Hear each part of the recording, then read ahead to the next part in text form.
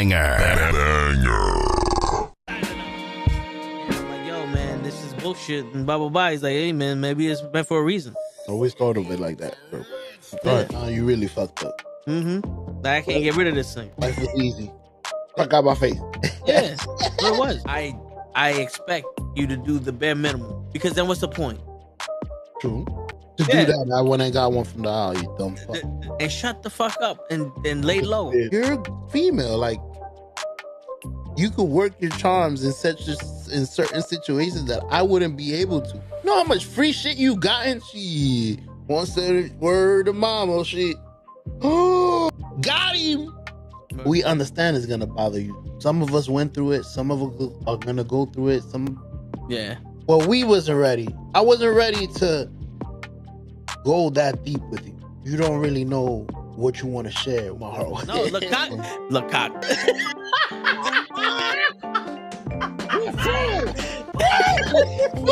Send hook, send cock.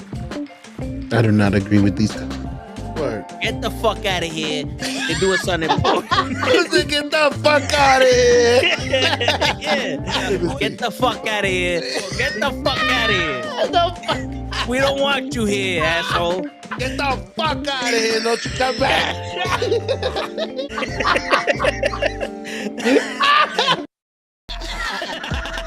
Word. He be like, I got a left elbow and a right elbow. I can break your face with an any elbow. Make sure that you get elbowed in your elbow with an elbow. Got the arm ball, get the phone ball, get around with the bomb and the bomb ball.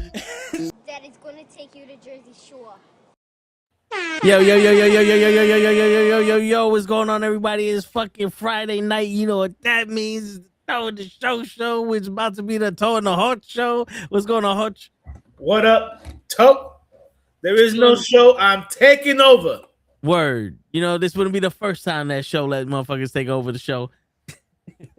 I mean, shit. Like they say, you got to be in it to win it. That's right. Shit. Right now, he ain't in it, so he ain't going to win it. Word. And for all them little kids out there in TV land, one of my favorite sayings said by the Macho Man is, a mind is a terrible thing to waste, and a waste is a terrible thing to mind. Macho Man from the 80s spitting bars. Facts. Shit. But yeah, man, we made it. I didn't think we was gonna make it to this fucking Friday. This week felt so fucking long. The day felt so fucking long. Bro, I'm not gonna lie. The last 2 days about to quit my job every half hour. Oh shit. I hear you, man. I hear you. Motherfuckers just pissing me the fuck off. Like, I tight, real tight too. You know what I'm saying? Like, niggas, when we moved into the fucking the new spot, they were like, yo, this is gonna be your room, whatever. You can set it up any way you want. Yeah. I have it set up a specific way. You know what I'm saying? With a filing cabinet next to me. One of the supervisors is gonna come in, and because or whatever, he goes, I don't like that. I don't like that. There, you have to move it. And I just looked at this motherfucker, and I wanted to say, this is not your room, nigga. Get the fuck out. Word. Like, the dude that works with me had to talk to me and calm me down, because I was ready to be like, yo, let me speak to you, bro. Yeah, I'm gonna move something. I'm gonna move something, and it's gonna be your hair from your body. Yo, word. Shit. Don't tell me that I can set up the room however when I want it. First of all, it's my fucking room. Word. You gonna come in and tell me, oh, I don't like the setup, you have to move this? No, nigga, fuck you. Yo, I hear you, bro. Because to me, that it's disrespectful, because it's like, who the fuck you think you are telling me I gotta move some shit the way, like, this is my shit. It's my fucking room. Okay, yeah, you come here every once in a while to grab something. I don't give a fuck, nigga. Yeah. At the end of the day, this is my room. This is the way I set it up, because guess what? It's the filing cabinet is where I need it to be. Word. Shit, that reminded me one time, my workspace, the desk, I had everything where I needed it. And then when my supervisor fucking would do something and be at the desk, she always be like, oh, you gotta clean this desk up, you gotta do this shit, and she move everything. I'm like, yo, stop touching my shit. Like, stop touching my shit. I got everything exactly where it is. It's not a mess here. It's everything's accessible to me. I know where everything's at. I don't go to your desk and move shit. Right. I don't go to your area and tell you, no, I don't like this setup. You got to change it. Word. I don't give a fuck if you don't like the way my room is set up. Motherfucker, it's my room. Word. Shit. Like, dude, I was to the point. I was like, all right, you want to see this? Yo, here's my resignation. You get my room, these fucking nuts in your mouth. Word. Here goes the fucking room, bitch. Now you can set it however the fuck way you want. Word. You know, luckily, fucking, I'm not 18 because at 18 I would have punched him in his fucking head. Shit, I hear that. I hear that. Now you know what it is, bro? We're at the age where it's like we learned the lessons when we got mad and did shit out of impulse. So now we know better. But there's still times like, damn, I wish I had that youth in me where it was just fuck it. Now all of a sudden I got 3 motherfuckers knocked out and don't sleep. In my head, I'm still envisioning. No, I hear you. The only reason, and people are like, oh, the only reason is because you got bill space. Like, no. Only reason is because I know that if I do what my brain is telling me to do, my ass is going to jail. Yeah, there ain't no coming back from this shit. And I'm not going to go to jail for your bitch ass. Word. I like my freedom. Yo, this morning, I'm driving, and you know, where you go from the what is it, the Bronx River, the Cross Bronx? Yeah. That last exit before the G-Dub. Yeah. And then you merge onto the Hutch. Yes. You know how you can either stay on the left lane and go off that first exit, or you go merge into that lane and you get on the highway, right? Yeah. Somebody was merging into the lane to get off the exit while I was there, and it was almost like he's trying to force his way in. So he's in a Tesla, I'm in my car, and I'm like, yo, go ahead, touch me, motherfucker, touch me. I swear to God, I told my brother, I said, yo, not for nothing, I think me and Mandani, like, we talk telepathically. So I think if he would have touched my car and I fucked him up and you took, like, and now you own the car. You know what I'm saying? I think I can get off. I don't think that's illegal anymore. You know what I'm saying? With the way motherfuckers is driving, I don't think it's illegal to beat the shit out of somebody if they hit your car or they get out the car and want to fuck with you. Like, you know what I'm saying? Like, I think now it's legal for me to beat the ever living shit out of them. And then you have your own car now because I don't need the car. I got my own car. But you know what I'm saying? Like, my passenger don't have a car, so why don't he keep it? That's it. I figured that, like, that's the rules now, right? Because everybody want to drive like they stupid. Bro, I keep telling people my biggest mistake is underestimating how stupid these motherfuckers are. Yo, dude, I can't believe, motherfucker. Yo, you know what's funny, Hutch? I was gonna start this show off with you know what grinds my gears? driving around the neighborhood looking for parking behind some motherfucker driving 5 miles an hour down the street looking for parking. It's like, yo, bro, it's not, these cars are not holograms. The spot don't just appear after the fucking, after you pass them. Right. You can see if a spot is open or not while you're driving normal speed. What the fuck are you doing? Nah, they don't believe in that shit. Normal speed? What's that? Yeah. Having common sense? What's that? Word. Like, I'm like, yo, why don't you just fucking leave the car in the middle of the street, get out of the car, and walk up and down the fucking block to see if you can fucking fit? Like, get a measuring tape. You know what I'm saying? Like you piece of shit. Yeah, nah, but yeah, dude, the last of days, I've just been like, yo, I'm ready to quit. You sound like you need a vacation, bro. But I'm like, yeah. You sound like we need to go on a cruise soon. I'm gonna see if we can get like 20 people deep, and we just gonna own the motherfucking cruise. Bro, I was supposed to go away to DR, but that fell through. Oh shit. You know what I'm saying? And I'm just like, When Yeah, when I'm gonna take a day off here. I have 4 days off.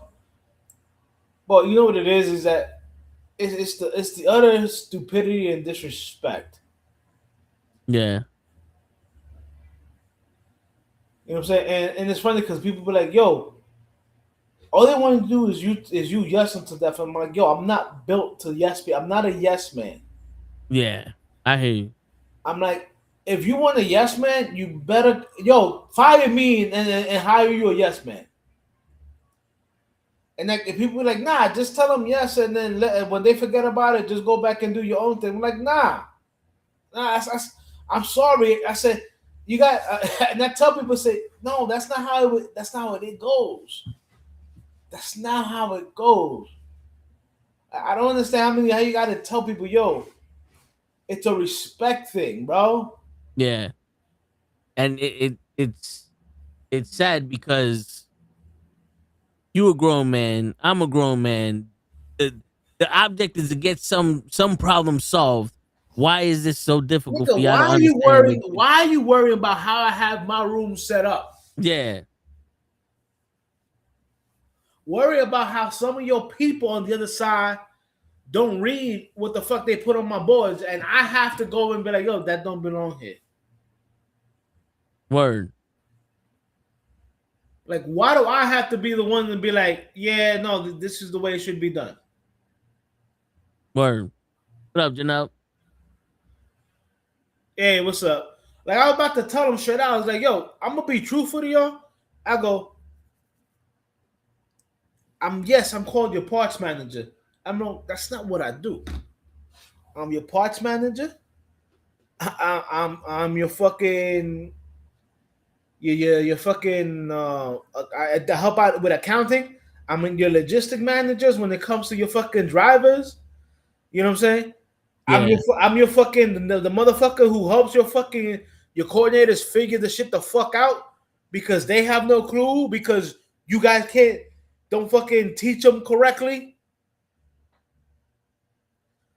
Like I got at least 6 fucking jobs.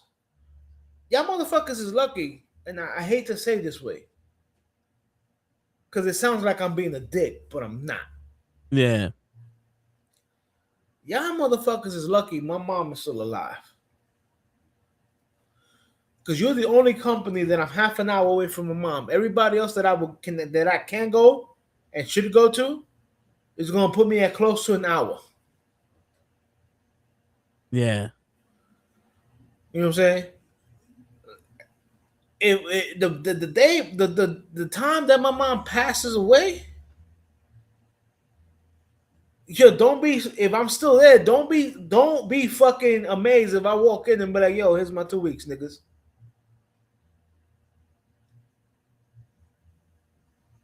I hear you.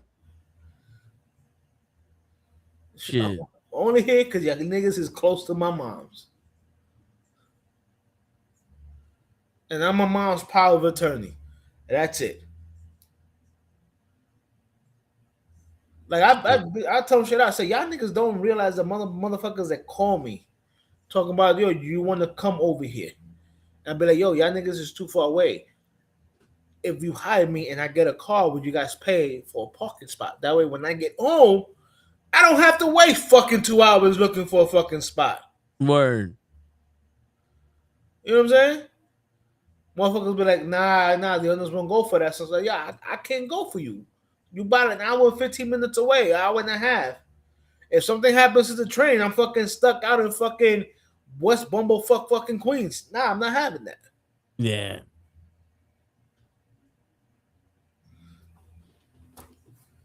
You know, that's life. Again, y'all niggas is lucky I'm not 18. niggas is lucky that I'm not trying to fucking jeopardize my freedom for your bitch ass. Your word. That's the only fucking thing that they got it keeps them safe. To be honest with you. The only thing that keeps them safe. Bro, let me answer Mr. Loki. It's not that it costs a lot of money. It's like the parking, it takes 2 hours to find street parking. It takes hours. Because everybody here in New York, even though they cry and bitch and moan that they can't afford rent, apparently 75% of these motherfuckers have cars. I don't know how, but they got cars. You know what I'm saying?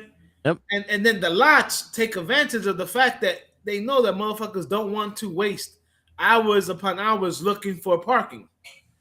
So yeah, they charge a good amount of money for like a weekly parking pass or even the monthly parking pass.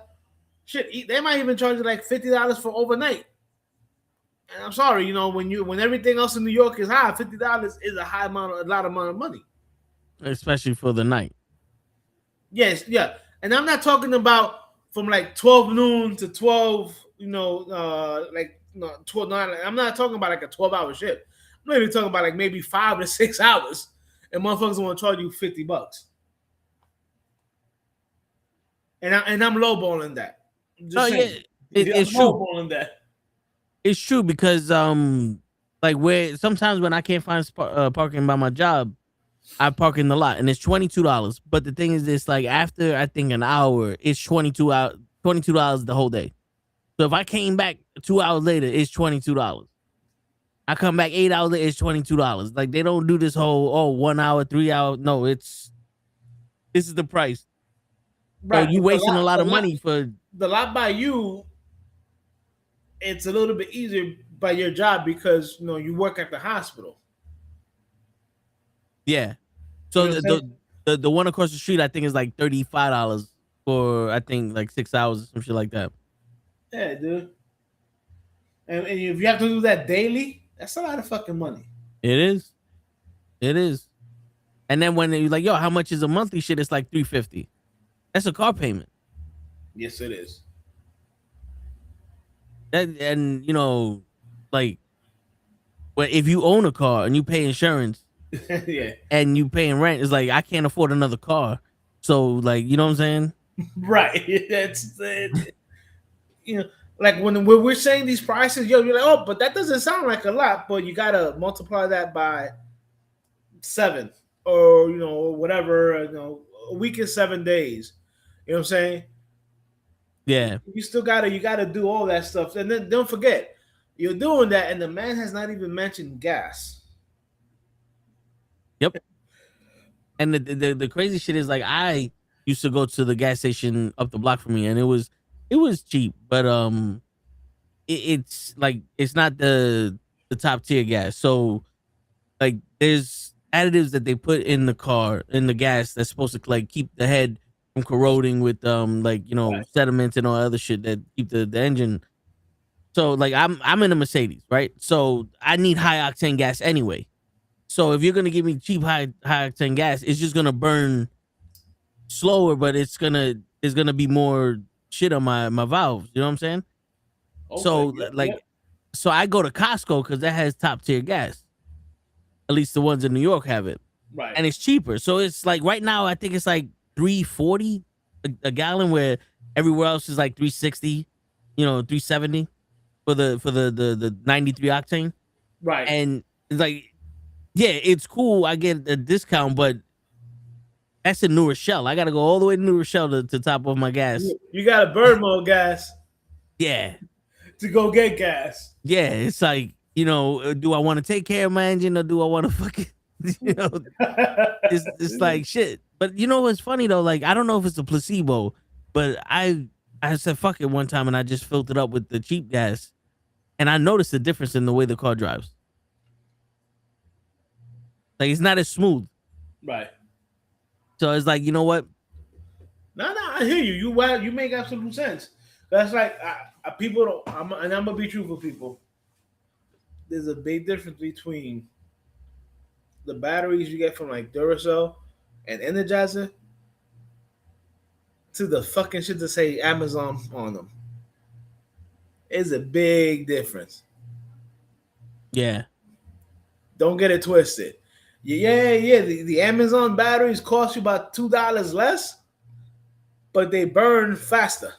Yeah, you're gonna have to use a lot more of them. It's just like a lot of the dressers and stands they make nowadays is that bullshit wood. Yeah, it's lighter. It's like Yeah, pressurized wood or whatever. the It don't. composite. Yeah, Yeah, it don't last longer and it breaks up faster. yeah. The My only mother, benefit of it is lighter and it's cheaper. right. My mother gave me a dresser that she bought like back in the early '90s, whatever, as real wood. Yeah, and actually was made to last until like 2090. Yeah, that shit is still going strong now. Shit. All right. When I lived on the second floor and Krills helped me moved up, we literally took all the drawers out the fucking thing, out the fucking dresser, and that shit was still heavy. I can imagine. Shit, real wood is fucking. That's because they probably use like oak and shit, and that shit's solid. That shit ain't going. You could Yeah, drop that shit off the roof, and that shit still be together. and I tell people straight out. I say, yo, that's gonna be with me for a while. They're like, why? Like that's like one of the only things my mom gave me Word. besides ass whoopings. That too. So Shit. I'm like, that right there is gonna go with me. Yo, I had it with me when Le lived with me at 148th Street. Yeah. When me, Ron, and Le found an apartment and we lived together. When I moved into a room, luckily I put that in a storage facility. It came to the second floor where I currently live, and now it's on the fifth floor where I currently live. That's been with me, but and that shit has been sturdy.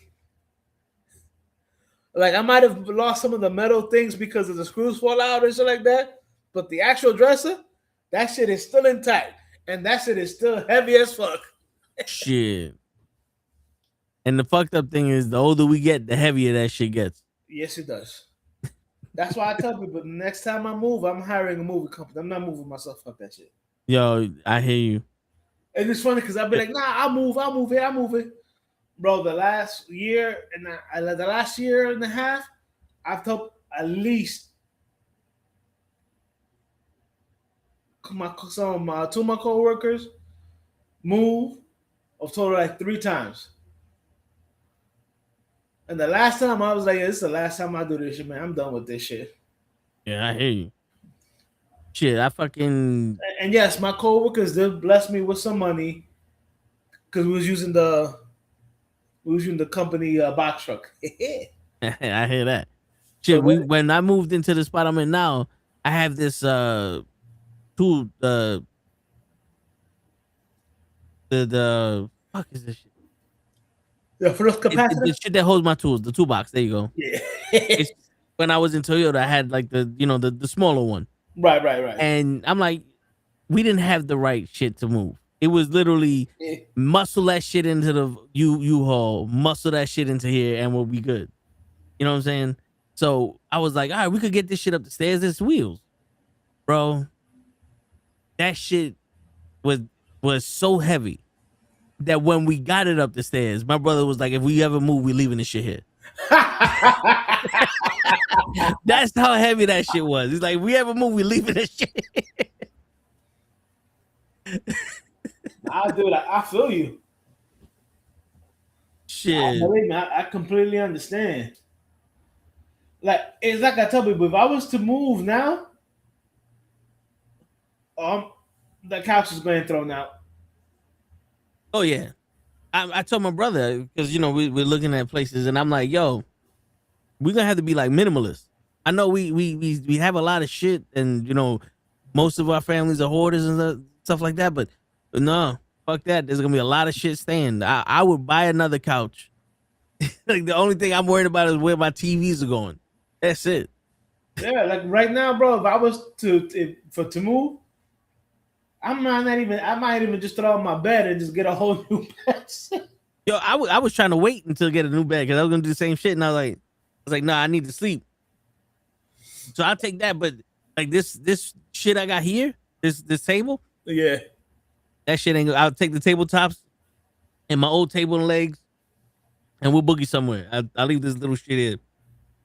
I mean, Whoever wants to take it. I just got this new table, so we're gonna keep this motherfucker. This shit was $45. We'll be all right. You know, my TV stand, that's a very nice. I bought that shit at Walmart for like $125. Yeah. But it's purdy. Nah, yeah, I have a TV stand that's it's too big for the corner we're in. I mean, it fits the corner, but it's too small for the TV. So I had to buy extra legs, you know, the Walmart legs that you attach to the TV. I had to buy those shit so that way it fucking fits on the TV stand. I'm like, nah, I'll figure out a way to get that shit on the wall or something. It's like, fuck that. I hear you. Because you know what's funny? I was telling, which it kind of leads into, I was telling Lay, I was like, yo, when I was younger, and when I was looking for a flight for somewhere, I didn't give a fuck. It was like, yo, I just give me the cheapest shit. So I would take Spirit, or I never took Frontier, but Frontier's the new shit now. I was like, I would take the cheapest shit. Right. I did that with Krills when we went to get the first car in Florida and drive back. And that was a couple of weeks after I went to my aunt's 80th birthday party, and we took Delta that way, and they had a TV, they give you the headphones, the seat was comfortable. I was like, oh, this is nice.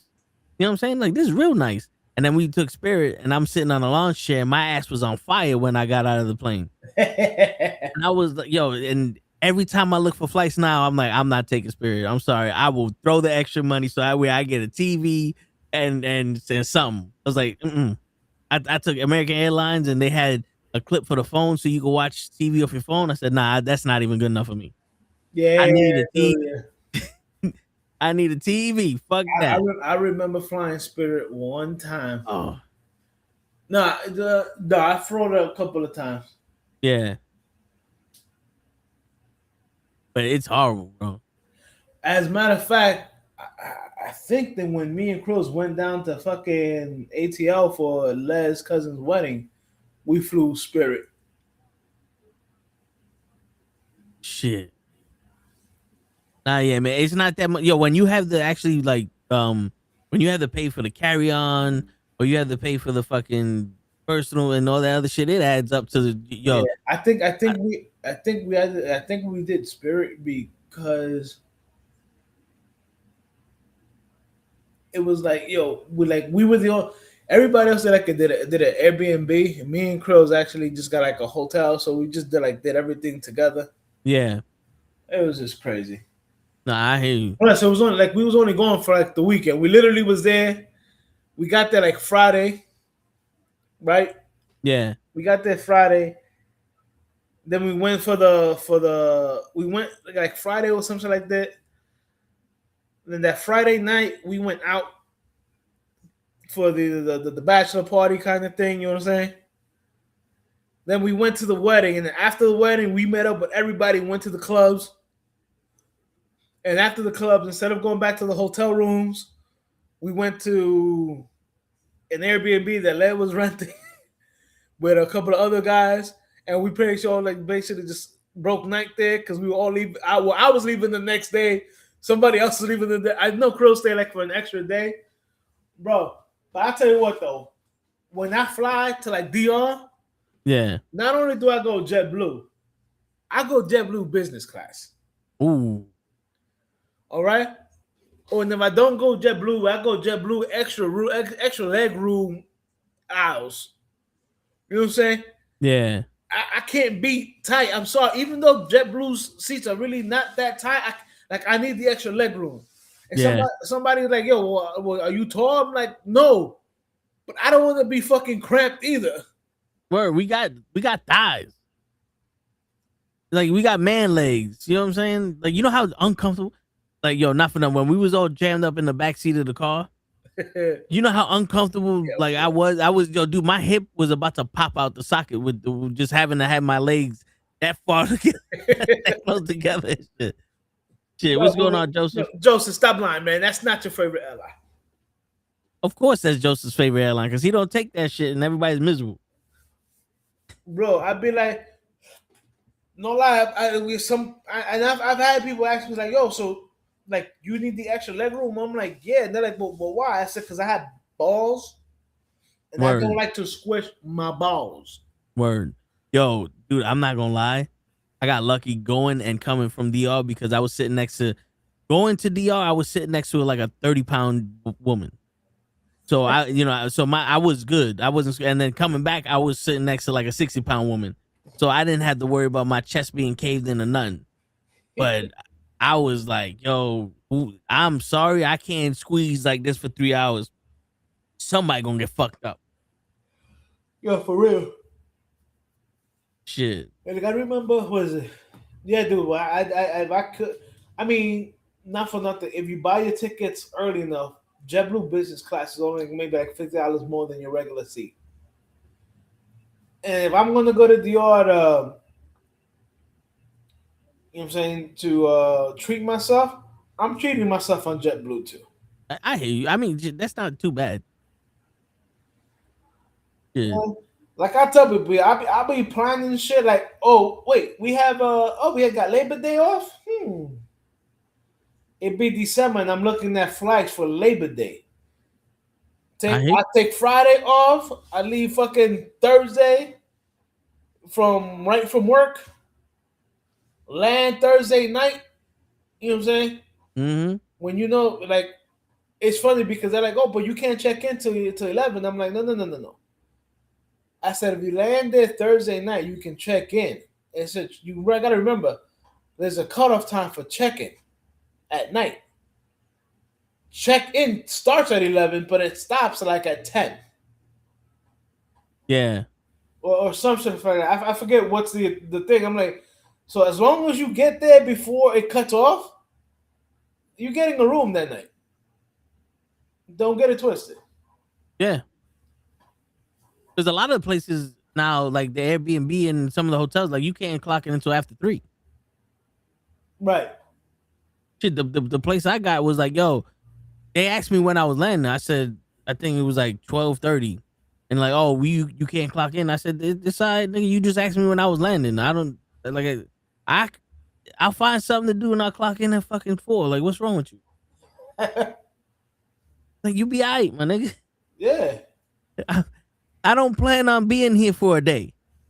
Which, by the way, Tiffy time is on SmackDown. Oh man, I miss not having cable. I miss my Tiffy time. I hear you, yo, dude. You know she's actually like in training. I think she says she's 11 weeks away from actually doing another bodybuilding contest. Really? Yeah. I saw it on Now she's doing a bodybuilding contest, or she's doing a fitness contest. I think it's like fitness, but it's like the women's bodybuilding. No,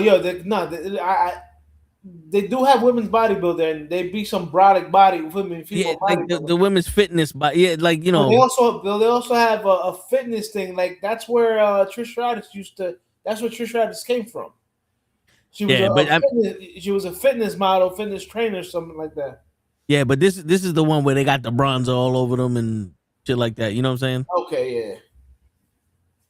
It's like, because I know what you're talking about, and it's like it's bodybuilding, but it's not like the big bodybuilders. It's right. It's they like still like yeah, because the participants, especially the females, still got to do like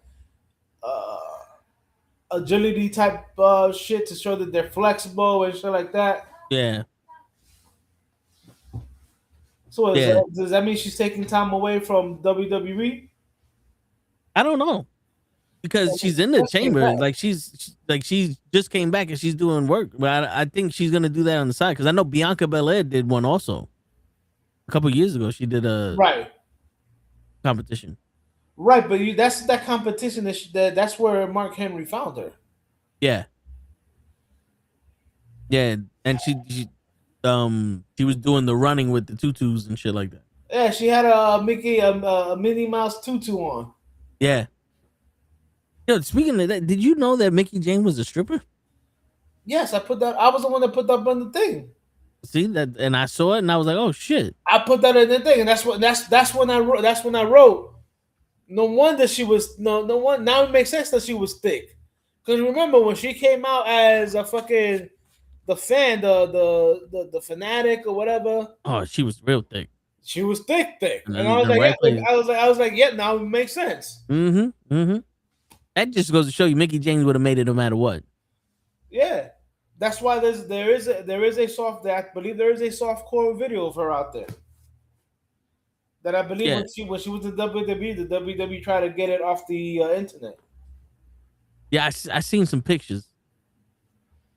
Yeah, just Yeah, like but- what is it? Who is it? Candice Michelle? Yes. She also did. Yeah, she did some Yeah. skin and mac shit. Yep. I mean, not for nothing. A lot of those girls back in the day did that shit. Even Marie did that shit.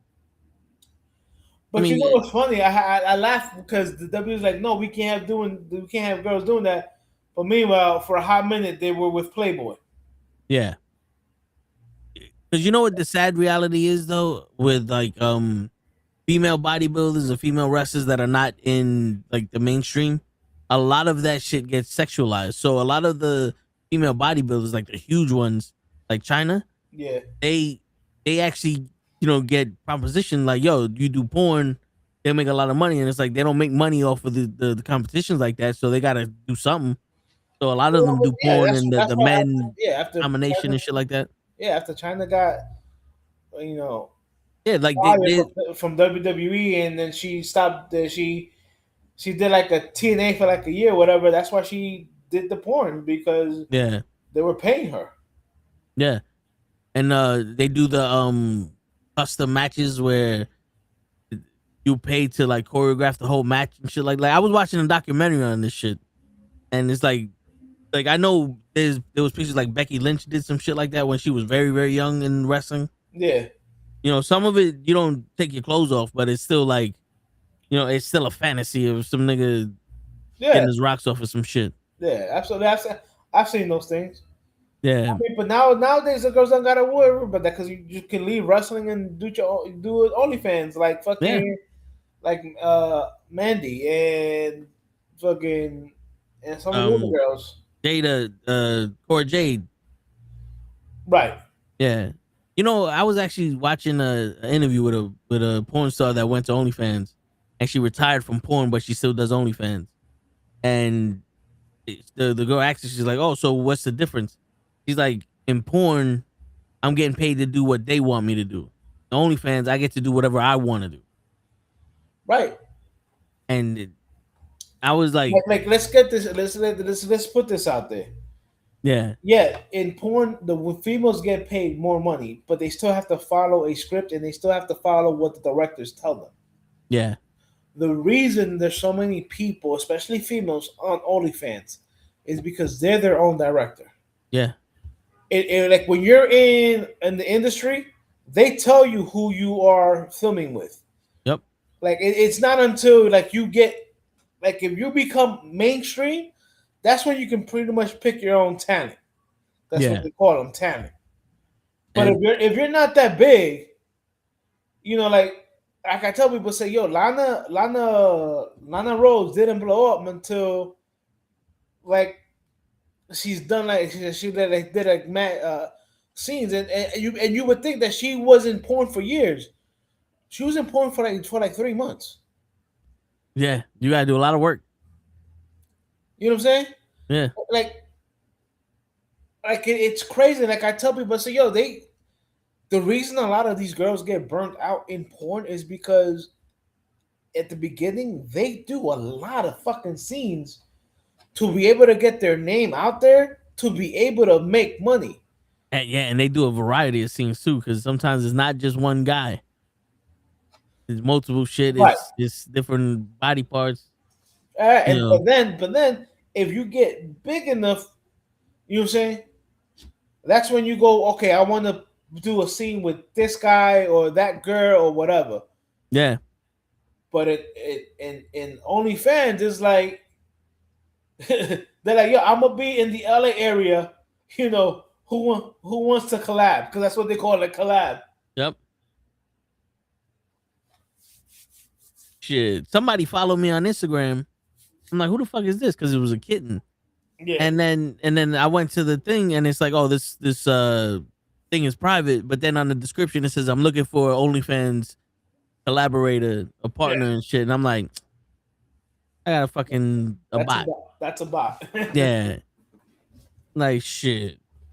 Like, oh, I'm in New York, and I'm Yeah. looking for somebody to do the OnlyFans content with. And I'm like, okay, that's a bot. Word. The moment I accept you, you can try to fucking steal my account. Okay. Yep.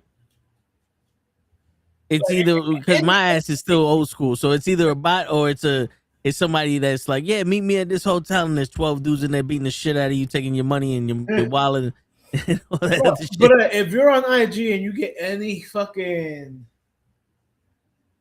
friend request or whatever, and you go to the person's page and they have no stories, yeah, about, or they got 5 or 6 posts or whatever, they're all from the same date. yep, and they're blurry as shit. That's about people. Yeah, No, but and if they hit you up and they go, "Hey, dear," they're a bot. yeah, yo, but yeah, like I was like, who is it?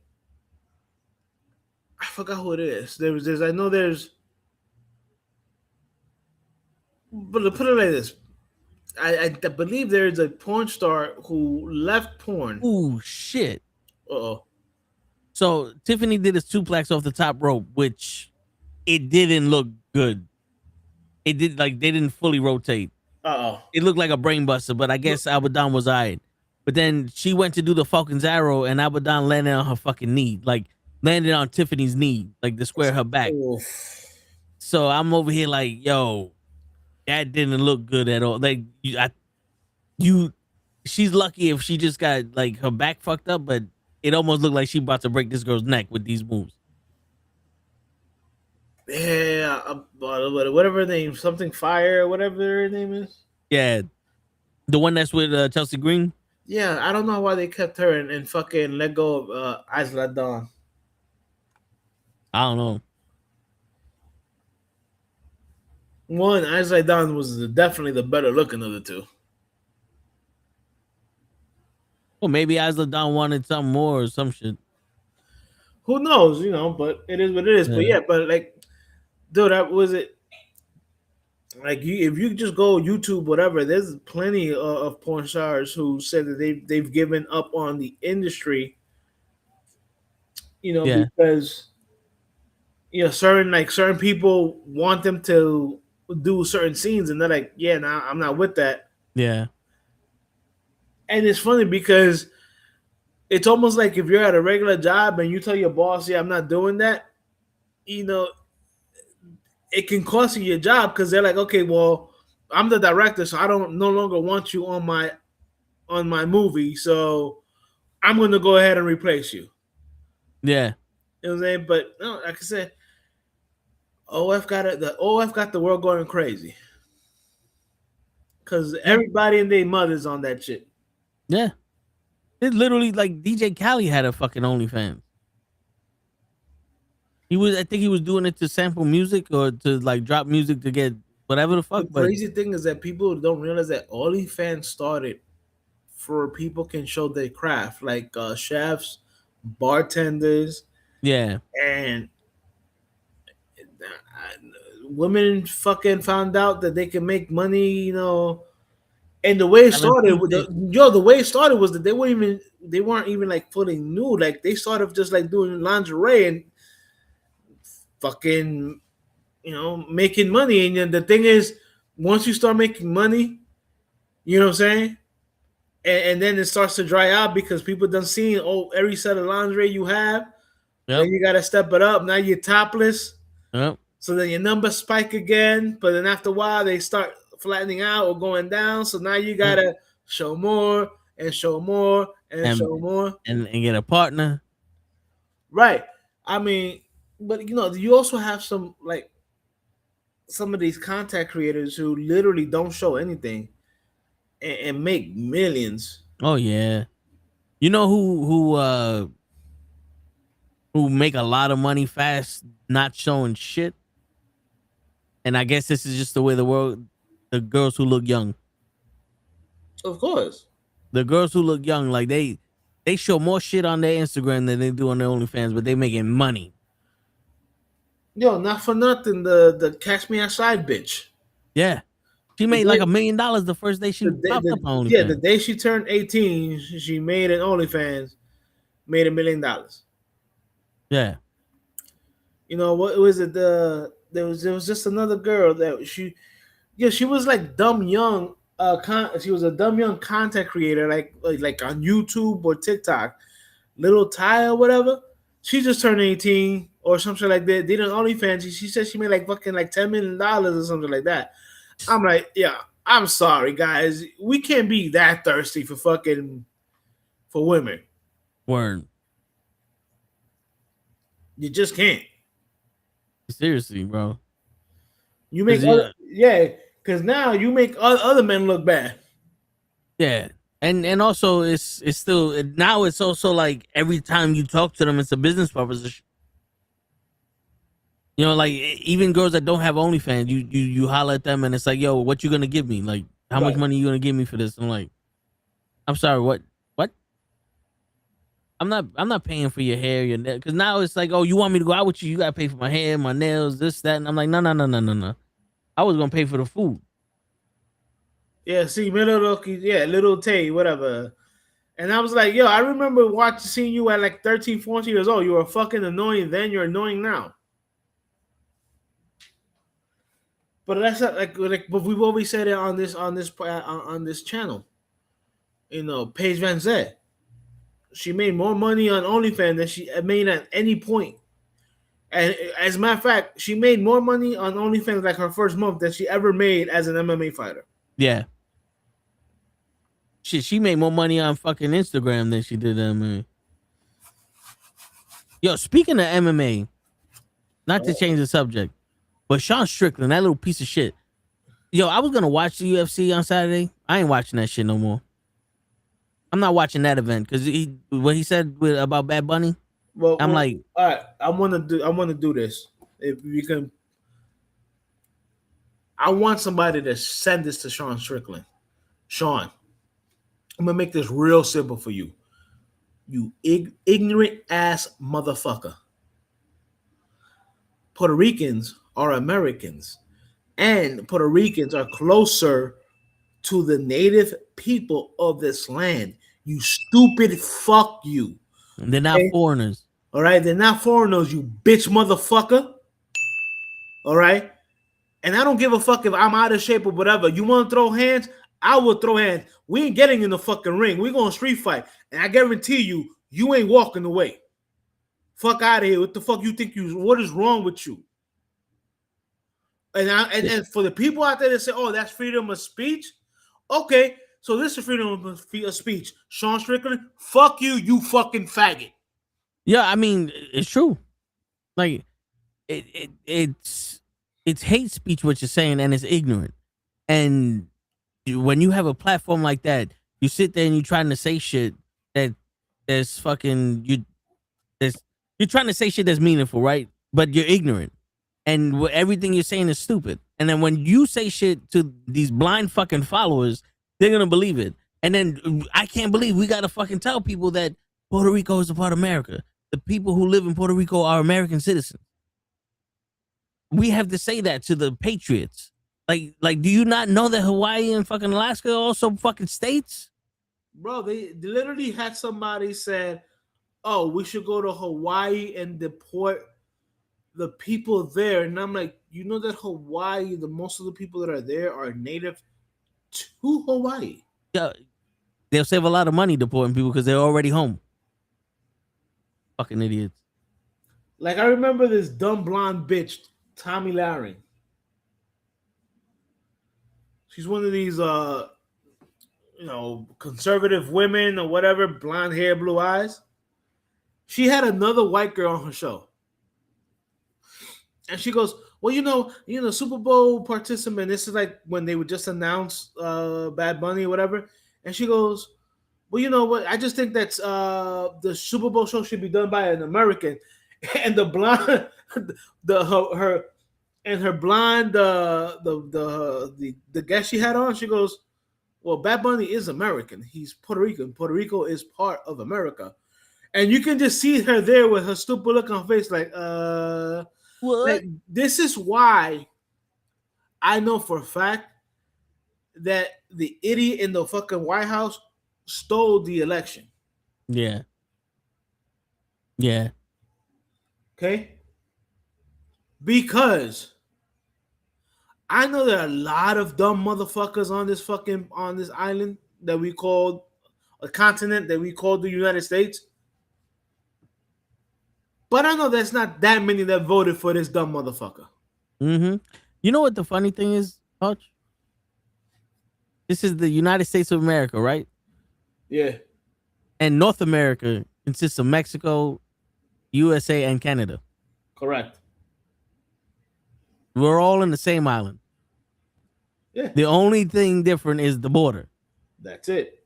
They crossed the line, and now all of a sudden, look at these foreigners stealing our jobs. They live here too. They're native to North America. Here's how stupid these motherfuckers are. Go to California. They're all named Spanish names. Los Angeles. Santa Clara. San Diego. I don't care if you say them in Spanish, French, whatever. Those are all Spanish names. Word. And I love how they're like, oh, we're just going to get rid of the criminals. In my head, I was like, when you convict a criminal that's fucking not a citizen, don't you deport their ass anyway? Bro, they're so stupid that I told people, I go, you know, the statistic is at 70% of the people that they've detained or tried to deport or have no criminal background. Yeah, I saw that. About 70%. I got a question for you who fucking root for ICE. You really think a 2-year-old fighting cancer is a threat? Yeah. Because he might wake up one day and steal their jobs. Oh, think about it. Think about it. That little foreigner stole our cancer. I guess he did. Should have gone to a white boy. Yeah. Shit. Should have went to someone who did it the right way. Which is funny because your ancestors didn't do it the right way. No one came here the right way. We came originally. We came here and we took over. We stole the land from the Indians. No one came here the right way. We massacred the natives of this continent. We gave them smallpox and blankets with fucking diseases on them. No one came here the right way. Just because you tell me that your ancestors came in through Ellis Island and signed the book, that don't mean shit. That they didn't have to fucking put in an application for fucking citizenship or residency like they have to do now. They didn't have to pay thousands upon thousands of dollars. Yeah.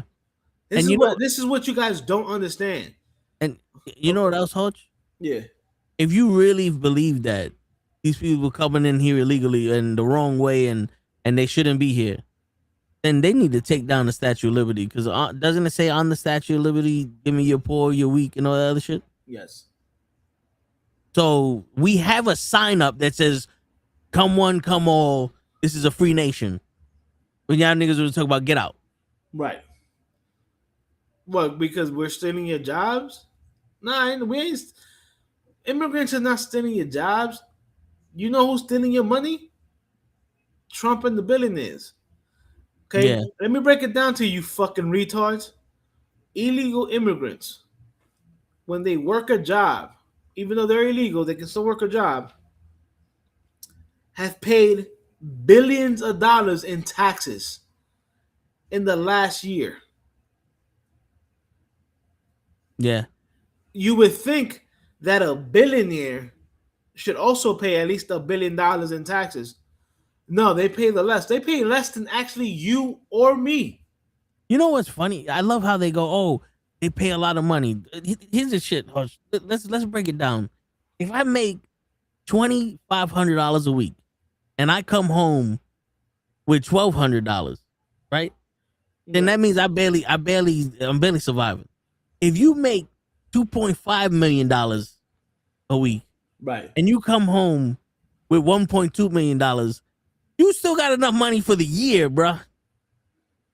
But you know what's the funny part? Is that they're not coming home. They're not coming home. They're making $2.5 million, right? And they're coming home with 2.4 million. Yeah, that's the problem. Meanwhile, you're coming home. You're paying more in taxes than they are. Yeah. You can afford to pay more taxes, but they can. But they're the ones getting all the breaks. Yep. Oh, Mr. Loki, here's how stupid that bitch is. Nikki who? Minaj. Oh, okay. All right. Like you said it, she did all that shit, and Trump gave her a fake card. It's a commemorative fucking thing. It's not a real citizenship card. She sold her soul, and she can still get deported because it's not real. Oh, Mickey Manage ain't from this country? Oh no! Not only that, Wow. not only Wow. that, not only that. She's going on record to say that she is an illegal immigrant. At that, she came here illegally from Trinidad. I thought she was gangster. Nah, that bitch is just fake. Yeah, because I was gonna say it's funny how the gangster all of a sudden is now on her knees begging to stay here. Talking about how Donald Trump is a great man. Meanwhile, 3 years ago, you called him the fucking devil. Yeah, you won't fight for your people. You ever seen that movie Find Me Guilty? Yes, with Vin Diesel. Vin Diesel. When Vin Diesel mentioned this guy and he goes, "Hey, Jackie, fuckface, don't ever say my name again. You'll suck cock to walk." That's how I feel about them. You'll suck cock to walk. If she don't want to get deported, she's over here on this nigga's dick. Come on, man. I hate people that act like they tough and all that other shit, and that's, you know damn well that's not them. You Right. be who you are. But when you start changing who you are because of some shit, that's when I can't respect you. Going back to Sean Strickland, I'm pretty sure Sean Strickland ain't think about this shit until somebody that he probably saw Andrew Tate and started fucking going, I wonder what his dick tastes like, and just started replying or regurgitating everything he's saying. Because I remember back in the day, he was talking shit about those same people that were red pilling, Right. talking shit about women, talking shit about kids, all that other shit. He was talking shit about them, and now all of a sudden, I guess because he's making more money when he says it's controversial, now he's saying the same shit as they are. It's like when he's talking about, oh, the weakest man in here could beat up Amanda Nunes. In my head is like, okay, I'm pretty sure that we're still like the male gender is still stronger for, whatever. But Amanda Nunes is a decorated fighter for women. Do you see bears going, oh, Sean Strickland ain't shit? Any one of these cubs could rip the face off of John Strickland. You see a bear flexing like that? Because a bear could fucking kill us. No matter who's strong. Like a fucking gorilla would destroy it. You know what I'm saying? They've done it. Like little baby monkeys rip the face off of people. I don't see them going there going, yeah, look, anyone, they ain't shit. But your ass is over here picking on women. And you a man? Like, I'm sorry, player. No man is going to sit here and go, oh, I can fuck that woman up. No. I'm not going to, we're not going to fight. That's the problem. Right. He also was talking about, a reporter saying that the reporter is the problem with the LGBT community, right? Because the reporter said that he's an ally of them. He asked the reporter, he goes, if your son came out as gay, don't you want grandkids? And he said, listen, if my son's gay, then, then I want him to be happy, whatever. He's like, see, his problem is you're the reason why this shit spread like this because you're a coward or something. And I'm sitting here going, yo, not for nothing. I remember back in the day where if you looked like you was gay, you got fucked up. Yeah. And now they're fighting for their rights to be humanized. And if one of my kids, like my family members come out and say they're gay, I love my fucking family, bro. It's more courage for me to say I accept you for who you are than for me to try to change you because I don't feel like it's right. Well, it's funny because one of my second cousins, she gay, and it's not like she like female like lesbian she's like if she's in a relationship, she's the man version of Okay. what up, And somebody's like, yo, that don't bother you? I'm like, yo, question, is she happy? Yeah, all right, then that's it. That's the fuck does it matter to me if she's gay or not? Word. The only time I ever have a problem with a woman that's gay is when they get mad when men look at them, but they're gorgeous. Right. It's like I'm sorry, honey, you may like women, but so do I, and you're a woman. Right.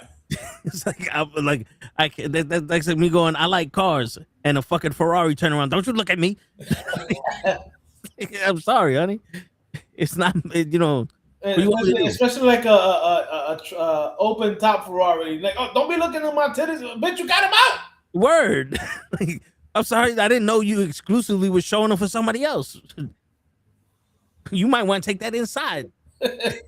Shit. Right. You know what I'm saying? But no, it's. I mean, I have a male cousin who is gay, and that don't make me love him any less. Word. You are who you are, man, and you shouldn't be afraid to. And it's funny because somebody says, "Well, the good book." Yeah, listen, bro. Let's not talk about the good book. Yeah. All right, because in the good book it says, "Love thy neighbor." Word. So if you don't like them because they're gay, then you're not loving thy neighbor. And isn't, because I remember when I went to church, because I did everything. You know the seven whatever shit you gotta do, like you get baptized, confirmation, communion, all that shit. I did everything. The only thing I need to do left in life, according to the church, is get married and die. And I remember the priests and everybody, the golden rule: do unto others as you want them to do unto you. Right. So if I'm gonna hate somebody because they're gay, then that means that I want them to hate me because I'm straight. Correct. How stupid does that sound? Bro, again in the good book, for he so loved his people, he gave his life. Word. He didn't pick which people he didn't give his life for, because you notice even the criminal, he said, if you repent, I'll forgive you. If you ask for forgiveness, I will forgive you. Yeah.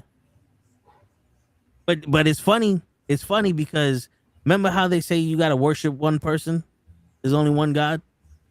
And everyone thinks they're righteous and that they speak the word of the Lord to everybody else. It's funny because what's going on in this country nowadays, especially with Agent Orange in the office, and a lot of Christians saying that, claiming that he's whatever, and I'm like, you do know that that's against one of the commandments. So like, what? I'm like, you don't honor any false gods. I said, you guys are making him look. You're honoring him like he is a god. Yeah.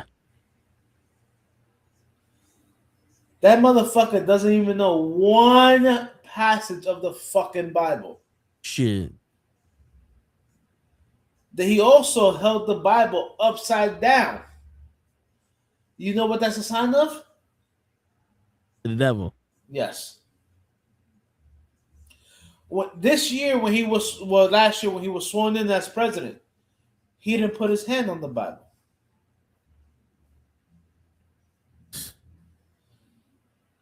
So like I tell people, technically he's not sworn in as a president. Technically, yeah. And somebody's like, I literally told somebody who's unfortunately a Trump supporter. They're like, wait, what? I'm like, yeah. Think about it.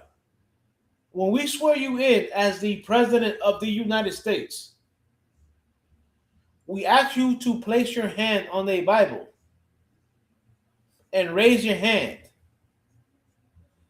I go, how can you be sworn in when you did not place your hand on the Bible? Yeah. Even though, and it's what I tell people, even though religion and politics are supposed to be separated. That's how between church and state. That is why how the forefathers wanted it.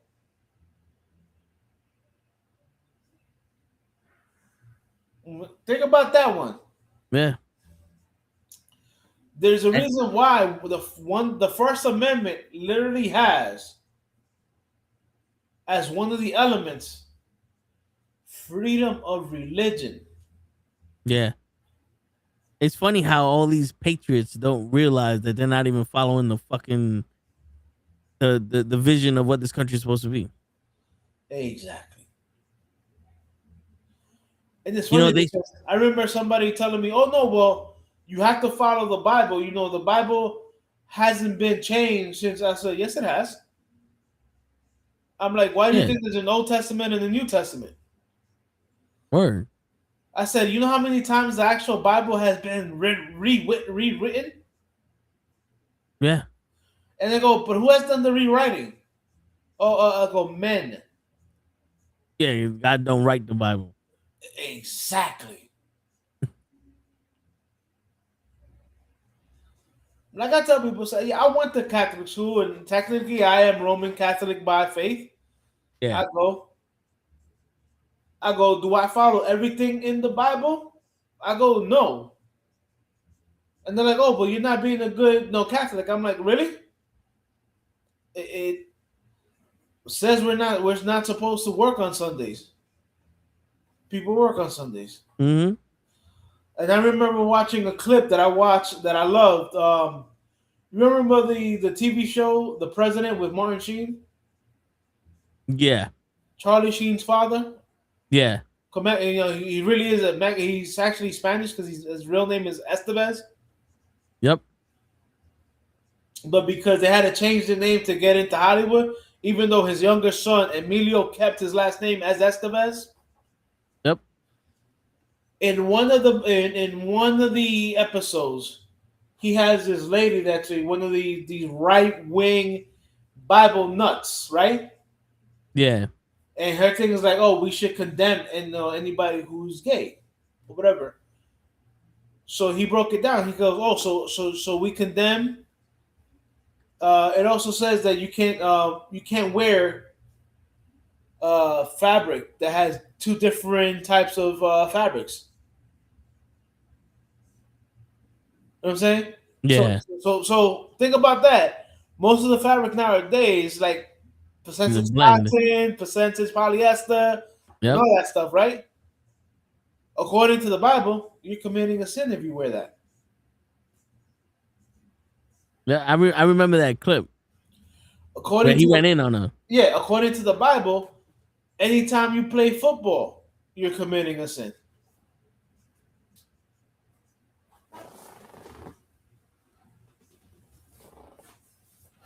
You know what I'm saying? Yeah. So it's like I love it how people want to pick and choose certain aspects of the Bible.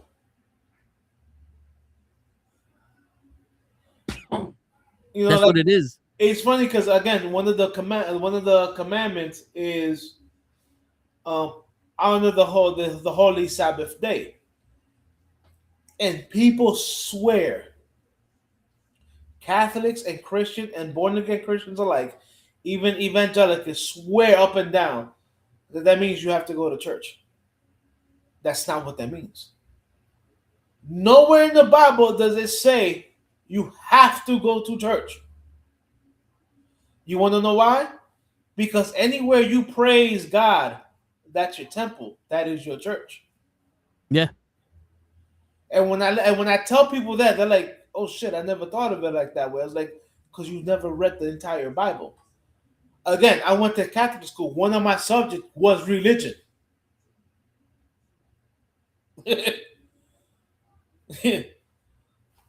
So it's like, hey, come on now, people. You know, it's just I'm tired of people in this country with the fucking hate. Yeah. And you know, blind hate. And it's funny because, like, somebody told me the other day, it's like, okay, white America, you hate foreigners or whatever. All right, so don't use seasoning in your food. Yep. Don't go to a Spanish restaurant, whether it be Mexican, Dominican, Argentinian, Colombian, Venezuelan. Can't go to any of those anymore. And to be honest with you, if you're gonna really be MAGA and all that, it don't matter how right your family came in this country.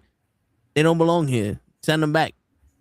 So the same way you want that 12-year-old kid to go back to his country, go get your grandparents and send their ass back to their country. Bro, I love it how when they say shit like that, I tell them, well, you know your first lady, because she's not my first lady. Your first lady is illegal.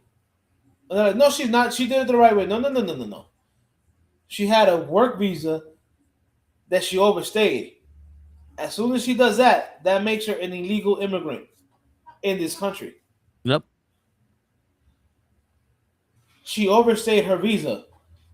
She committed a crime. Why isn't she in jail?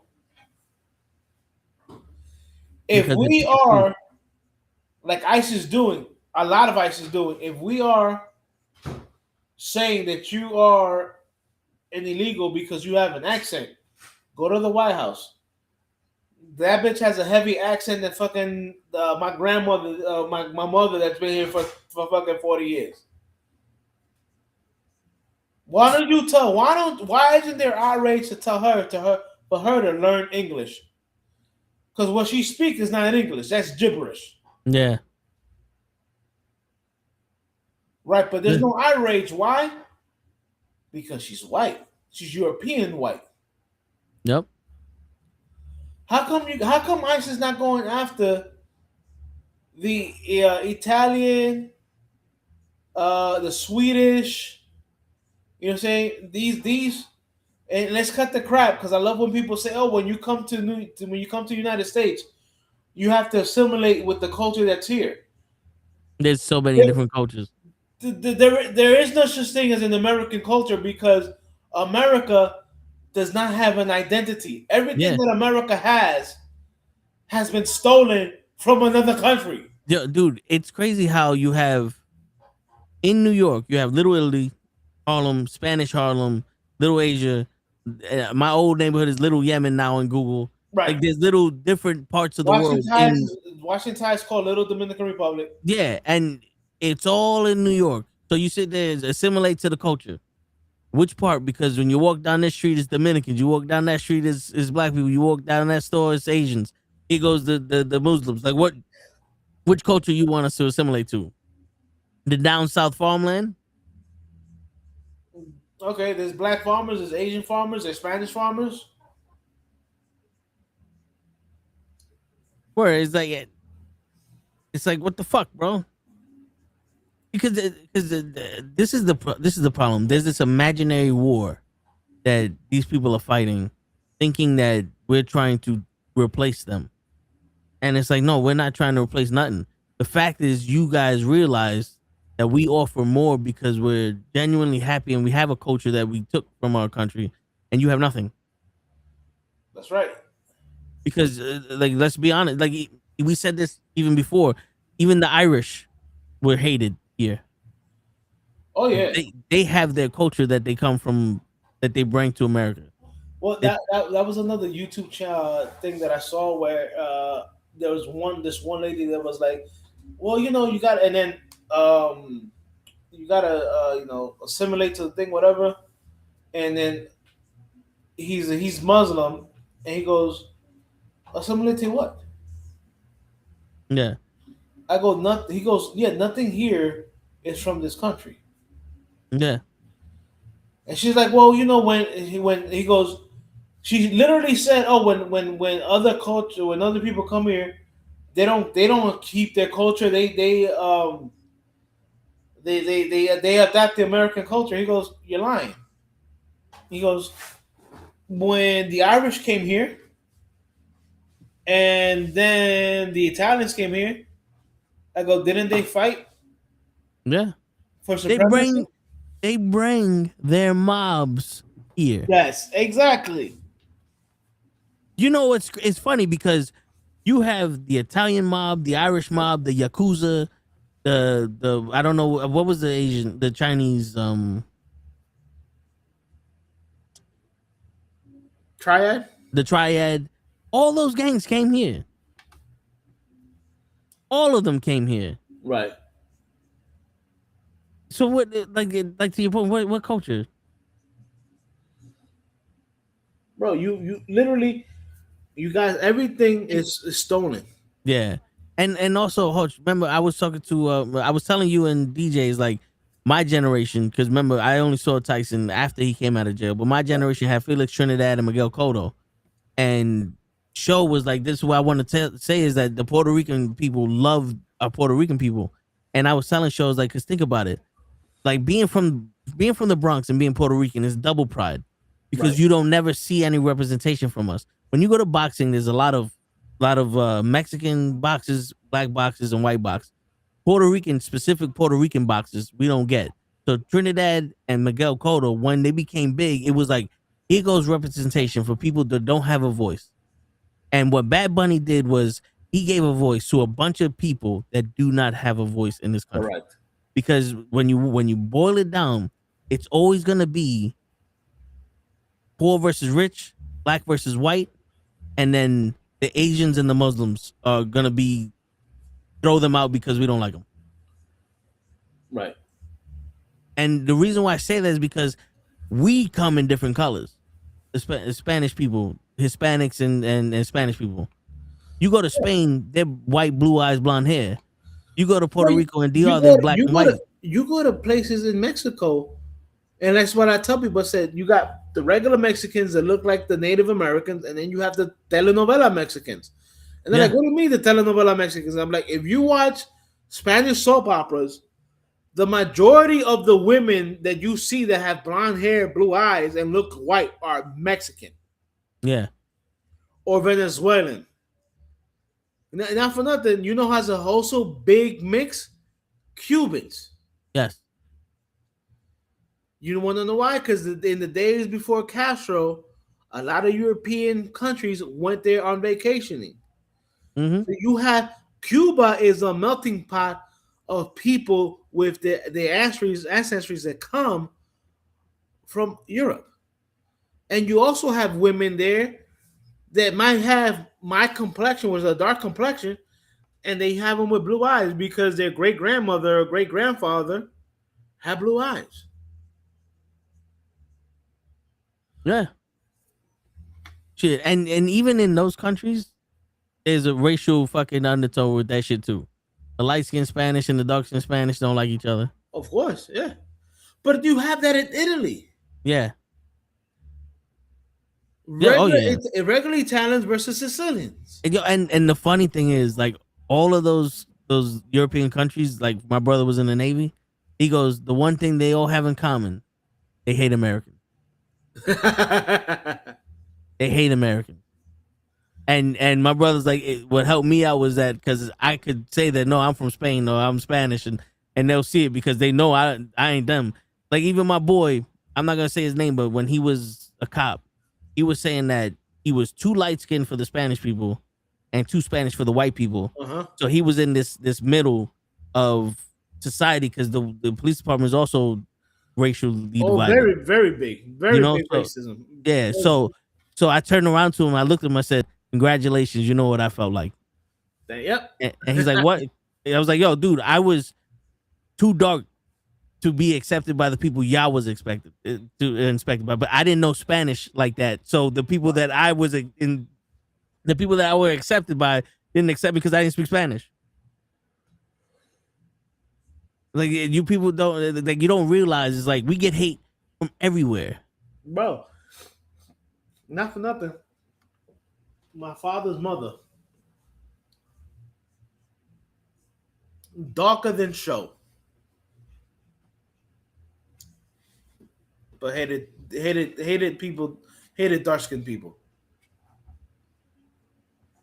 I hate you. And I'm like, yo, and she was so dark. And I think I've said this story before. We called her Mama Prieta. For those who don't know Spanish, Prieta basically means dark or black. Mm. You know what I'm saying? Yeah. Like, that's like, you know how the other day I joked with Show that he's so dark that only if we was in the if the lights went out, the only thing I see would be his teeth or something like that. Yeah. Yeah, my grandmother was darker than that.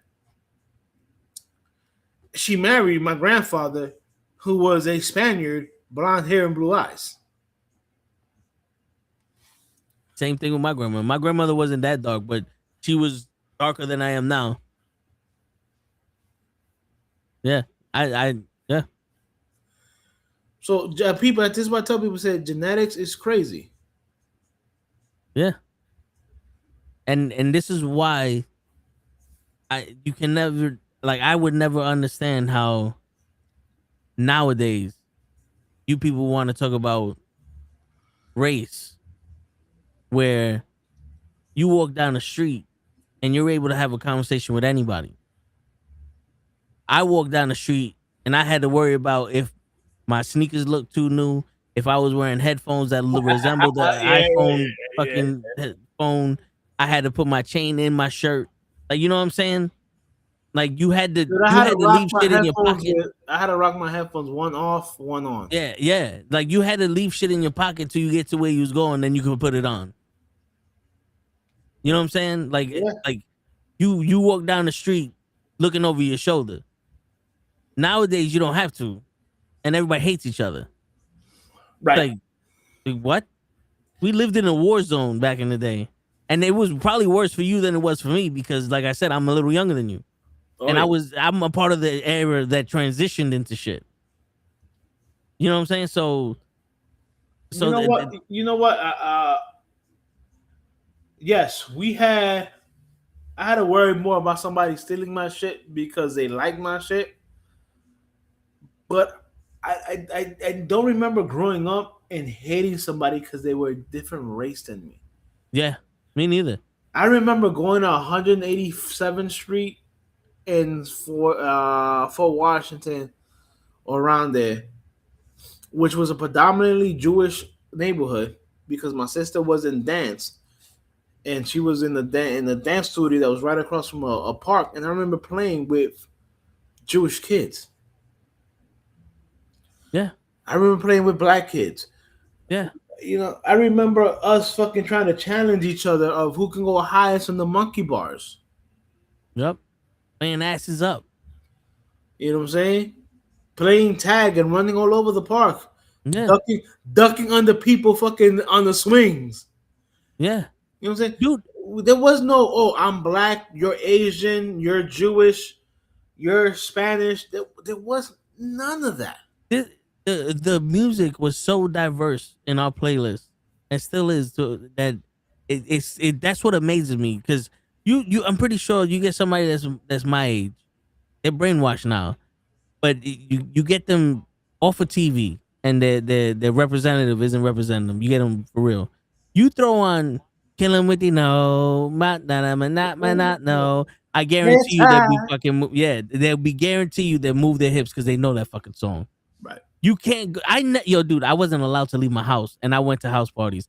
You cannot have gone anywhere in this country and not heard that song, right, and liked it because those songs were big that back in the day.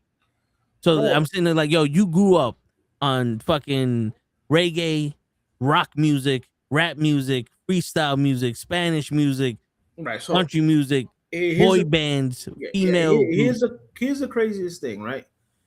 Because yes, I am older than you, so I'm 47.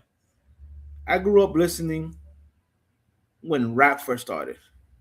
Yeah. I remember when we came with the house craze or freestyle, house or freestyle, whatever you want to call it, it's the same shit. I like freestyle. You know, you're Puerto Rican, you're predetermined to like freestyle. That's right. We had that. I remember the white people both. it comes with the Puerto Rican flag wife beater. Yeah, word. Word. To this day, I rock them shits. Boy bands. This is when fucking New Kids on the Blocks came out and stuff like that. Like this is my era. Yep. You know what I'm saying? Menudo. Yo, Menudo. In Spanish and in English, you have boy bands coming out. You know what I'm saying? Mm-hmm. Look, like I remember somebody said, you know, that the word eclectic, and they were like, and I remember it was a show, whatever, in the single. What does that mean? And I was like, You know, they was like, yo, it's a little bit of everything. And it's funny because yes, I'm gonna, and I don't care if people laugh. I still use my Pandora. I haven't had Pandora in a minute. I don't like Spotify because if I put a specific band or something like that, I'm only going to hear that kind of music. I put my Pandora on and I put it on shuffle, and it goes from house and freestyle, 90s reggae, 90s R&B, rap, 90s rap, bachata, salsa, merengue, classical music. Yes, I even listen to classical music. I love my classical music. You know what I'm saying? And it's funny because people be like, "Yo, your playlist is like all over the place," and I'm like, "Yeah, because that's how I grew up. I grew up listening to everything all over the place. Yeah. Everything had an influence into something else. Like people don't understand. You hear the beat or the drums in certain fucking in house party songs or in dance hall reggae songs. You hear the same drums or beats in the merengue or in a salsa, and you're like, oh wait, that just sounds familiar. You know what I'm saying? Yeah. But nowadays, you're right, Joseph. Racism is everywhere because we have people in high places that make it seem that racism is okay. And then what happens is, and especially in the white community, and I have a lot of white friends, so I'm not saying just you have a lot of people predominantly in the white community who now think that they can come out their face and say something racist, and then when they get punched in their mouth, they're surprised. Guys, I'm gonna be real truthful with you guys. Just because the asshole in the White House thinks that he can say whatever the fuck he wants and not have any repercussions, the same rules will now apply to you. You don't have Secret Service. You don't have a bodyguard. I said, but what you're gonna have is somebody that you're gonna check your chin. Word. Somebody's gonna hit you and they're gonna wake you up in a couple of hours and you're gonna be like, yo, what happened? And somebody's gonna say, you got knocked the fuck out. Word. Don't let it twist it. Don't get it twisted. Don't let it fool you. Just because one idiot thinks that he making it cool for you to be racist, you coming out your mouth right now is gonna land you in a lot of trouble. Yep. Whether it be with your job, because there's a lot of people getting fired for showing their racism on TV, on IG, on TikTok, on YouTube. And there's been a lot of motherfuckers who got knocked the fuck out. Word. Because they want to come up to a person of color and call them something. I can't even pronounce the word right now. The derogatory or whatever it is fucking called. Algorithm? No. Something just like demeaning. Obligatory? No, it starts with a D. But it's Starts just with a D? The yeah, definition? let's just say demeaning. It's just demeaning. A discrimination. Discriminatory. Yeah, there you go. Yeah. There you go. You know what I'm saying? Yeah. Yeah. So at the end of the day, you guys don't have bodyguards. You guys don't have people who are who walk around with guns who are going to protect you. You're going to say something and then you're gonna say it to the wrong person, and you might wake up and now you can only fucking drink liquids through a tube. Yeah. Yo, I think Hutch, maybe I think I'm the old man in the room now, but I was like, I'm looking at the climate we're in, and right. People my age, people older than me, everybody now is resorting to guns. Everybody wants a gun. Everybody thinks guns are cool, and all the, they want it for protection or whatever the case may be, right? Right. And like we said earlier, we grew up in an era where we had guns drawn in our face. You know what I'm saying? Like I remember having a cop pull a gun out on me because I drove fast. I remember being in high school where a dude pulled his gun out and said, "Yo, don't come to this party tonight because I plan on taking somebody's shit." I've lived there with everybody having guns, and I'm still on some. You see these right here? Oh yeah. This is what I need. I don't need a gun. I don't think they cool. I think you a pussy if you got one. Now, if you're protecting your family from intruders, you know, there's different cases for guns. But if you're just walking around and you think that is cool and you got one, it's like, yeah, nobody can fuck with me, I think you a pussy. And in all honesty, Hutch, this is gonna sound stupid, and I'm gonna say it anyway. I don't think you're a pussy. I know you're a pussy. Yeah, but this is gonna sound stupid, and I'm gonna say it anyway. And just know that I know that what I'm saying is stupid, but I'm gonna say it. I think you're such a pussy that if you shoot me, it won't hurt. So I'm not gonna be afraid of you with your fucking gun. Dude, I remember I was in high school, right? And there's these kids from Norman Thomas. Yeah, and I'm dropping names of high school because Norman Thomas is no longer around. Yeah. They wanted to jump one of our players. And we told them, like, nah, you're not jumping him. We all here. You guys, if you guys try to jump him, we all gonna get in, and you guys are outnumbered. You're gonna get fucked up. I go, but if y'all want to fight him 1D, go ahead, fight him 1D. We'll make sure that nobody jumps in. They didn't want to do that, so I'm like, they pussy. Word. We're playing Norman Thomas High School, the baseball team, like literally a week later. Same dudes pop around. But man, it's like 70 degrees. The instigator has a fucking leather and a hoodie. Yeah, you know what he got. And I'm like, and I just look around and I'm like, yo, he got the heat. That's all I say. Yo, he got the heat. Right?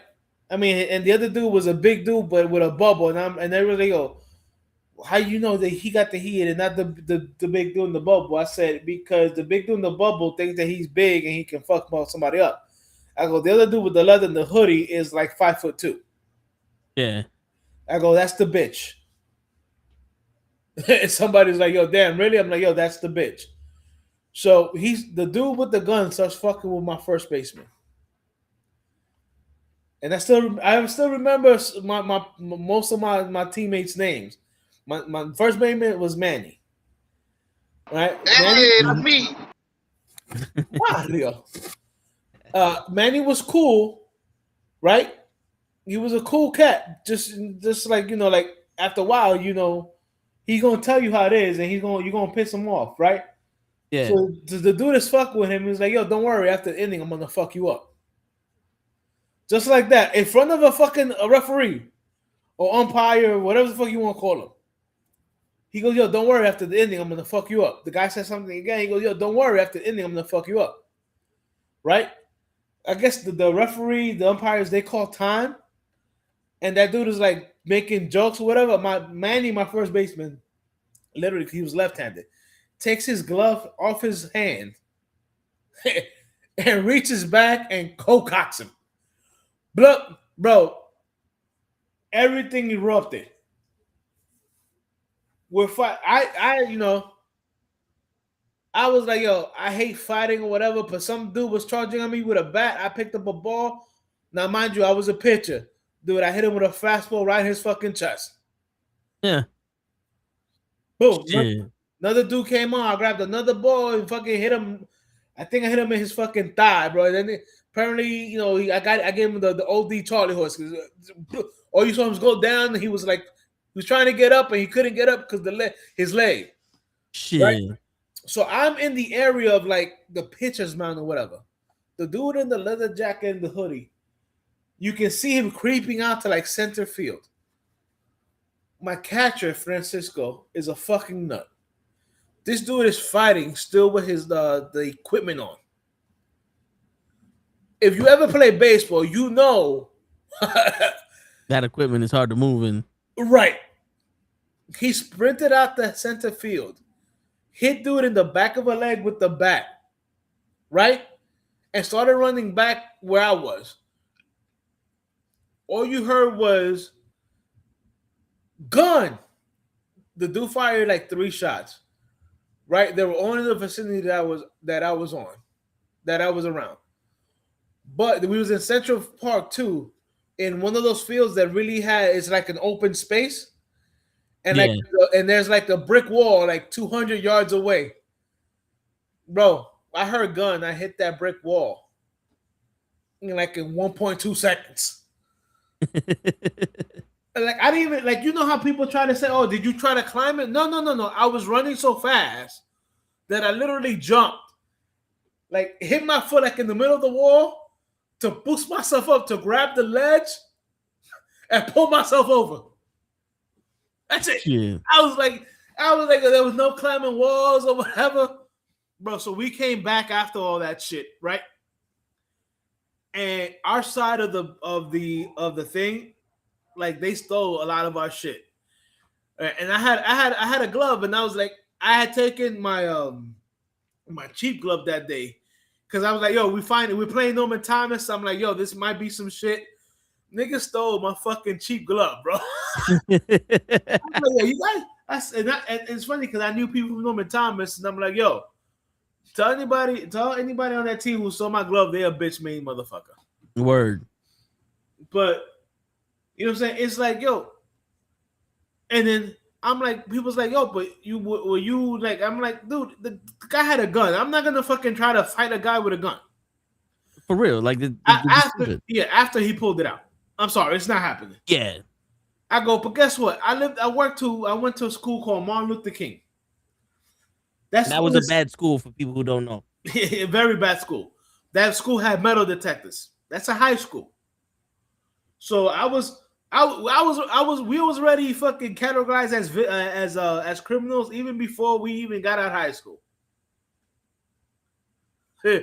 So, and I remember that school was so massive, it had so many exits, they didn't have enough security guards to cover all the exits. So, like I tell people, in high school, I saw knives, guns. I saw a gun get pulled out on a dude in the bathroom. I saw it one time being done in the guy's changing room. You know what I'm saying? Like when we used to get ready for go to gym. I'm like, dude, I've seen guns all my fucking life. And I've always say this: if that's how you think you have to handle a fucking thing, you a pussy. Now, if you're trying to defend your home and you got 3 masked men trying to break into your home, yeah, that's the only time that you should have and should use a gun. But because somebody disrespected you, now you want to find a gun and shoot him because he disrespected you? What world do we live in that you're so fucking sensitive? Like, that's the other thing, kids, especially guys, and I'm going to say this right now, guys that are between 20 and 30 nowadays are some of the most sensitive bitches I've ever seen in my life. I grew up when we literally told each other your mama jokes. Our intention was to make you cry. And the most you did was fist fight. Ain't nobody fucking got shot over me telling you, your mom's so fat she jumped in the air and got stuck. Word. You know what I'm saying? Ain't nobody got shot because I said, yo, your mom's so dumb it took an hour to cook minute rice. For real. Ain't nobody got shot when you told somebody, yeah, your mom's so fat she shot on the rainbow and Skittles pop out. Word. Your mom's so fat every time she turn around it's her birthday. Bro, your mom's so fat it takes me 2 trains on the bus just to get on the good side.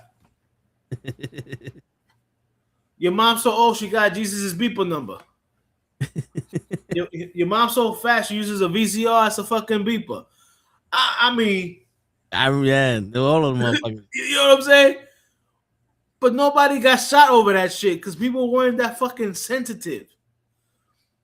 Nowadays, you look at somebody and you can even look somebody because you hear a noise and all of a sudden they think that you're staring them down. Oh, now I gotta shoot you. What? Yeah. I'm gonna tell you. I'm gonna tell you something that's not even a joke. That's even more offensive than any of the jokes I ever told you. Your mom should have swallowed you. Yep. I remember telling that to a bunch of people. See, that joke was so offensive, even show left. Bro, I remember one time telling somebody who I think, somebody did threaten me with a gun. Oh, I'm gonna shoot you. I said, yo, if you shoot me, you better hope I'm dead.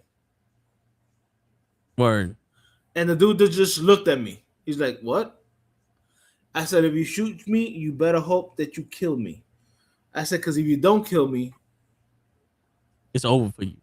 I said, I'm gonna take out your family and leave you for last. Word.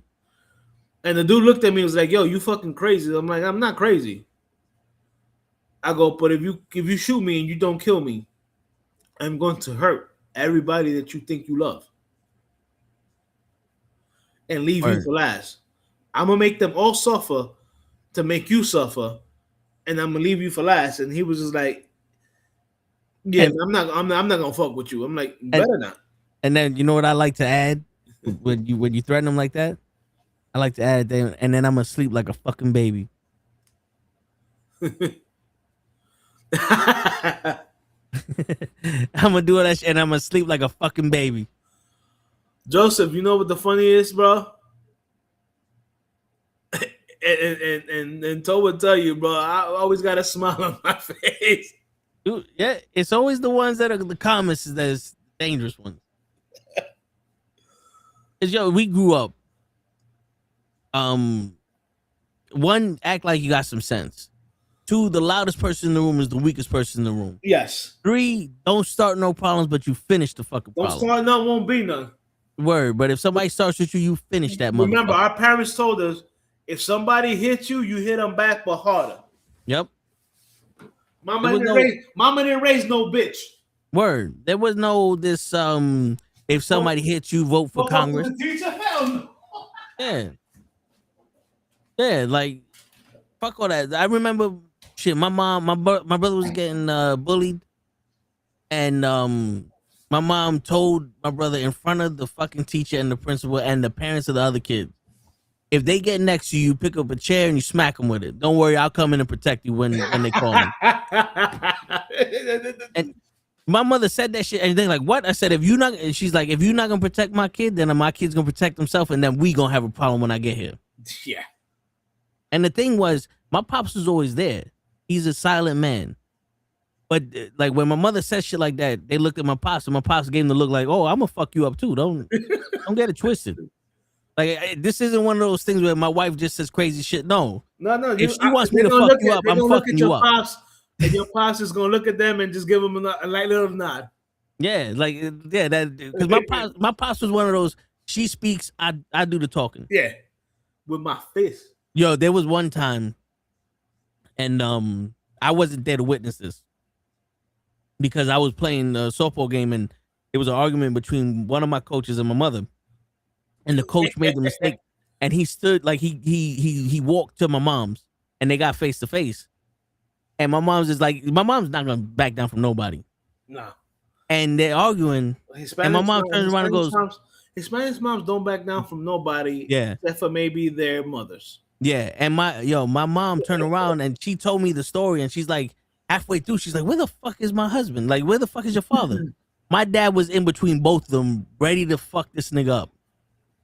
My mom didn't even see that he was in between both of them. He just stood there. Go ahead, say what you need to say. If you make a move to my wife, I'm killing you. Yeah, exactly. That's how little my pops talk. He's like, "Nah, she's doing all the talking. Do something, I'ma fuck you up." Yeah, I tell people straight out. I say, yo, if you see me and I'm arguing and being loud, you okay. Yeah. You see me and all I'm doing is following you with my eyes, whether you like if you rocking back and forth and I'm just following you back and forth, or be scared. Cause I'm not there talking about like, oh, whatever. I'm literally deciding if it's worth it. Where I'm going to fucking hit you and where I'm going to hide the body. Yeah. And you already know where you're going to hide the body. You just double checking to see if that's a good spot. But like I tell people, so yo, Joseph, it's funny because I told Toto to ask Slay about this story, and I think I mentioned this before on this show. Our friend of ours was saying, like who would he choose if there was ever a zombie apocalypse? Yeah. And Les first option, he goes, I'm gonna check him, and then I'm gonna take Hutch. And a friend goes, Hutch. Yo, Hutch was man like nice and cool or whatever. And let look at him and goes, excuse you? he goes, excuse you? He goes, yo, Hutch is the first nigga that I'm gonna probably look for. I said, you don't. He goes, he goes, you see Hutch, he's always smiling, whatever. He likes to have people, make sure people are having a good time or whatever. I'm like, yo, you never seen Ruthless Hutch. That's what you called it, Ruthless Hutch. I go. He goes, yeah. He goes, yeah. You don't use. He goes, yeah. You don't really know what's behind those eyes, do you? And I'm like, and I'm just there sitting down, like, yeah. But it's funny, bro. Did you ever ask Lad about that? I think he told me the story without even me asking. Yeah. And I'm just sitting there looking at him like, yeah, pretty much. And he's like, you'll see. He goes, I can't take you seriously. You're sitting there with a smile on your face, going, yeah, pretty much. And I'm like, yo, dude, if you feel froggy, jump. For real. Yeah, you feel froggy, jump, nigga. My man, you know how I know you crazy? I said fucking, I forgot his name and you went off. I'm like, I'm black.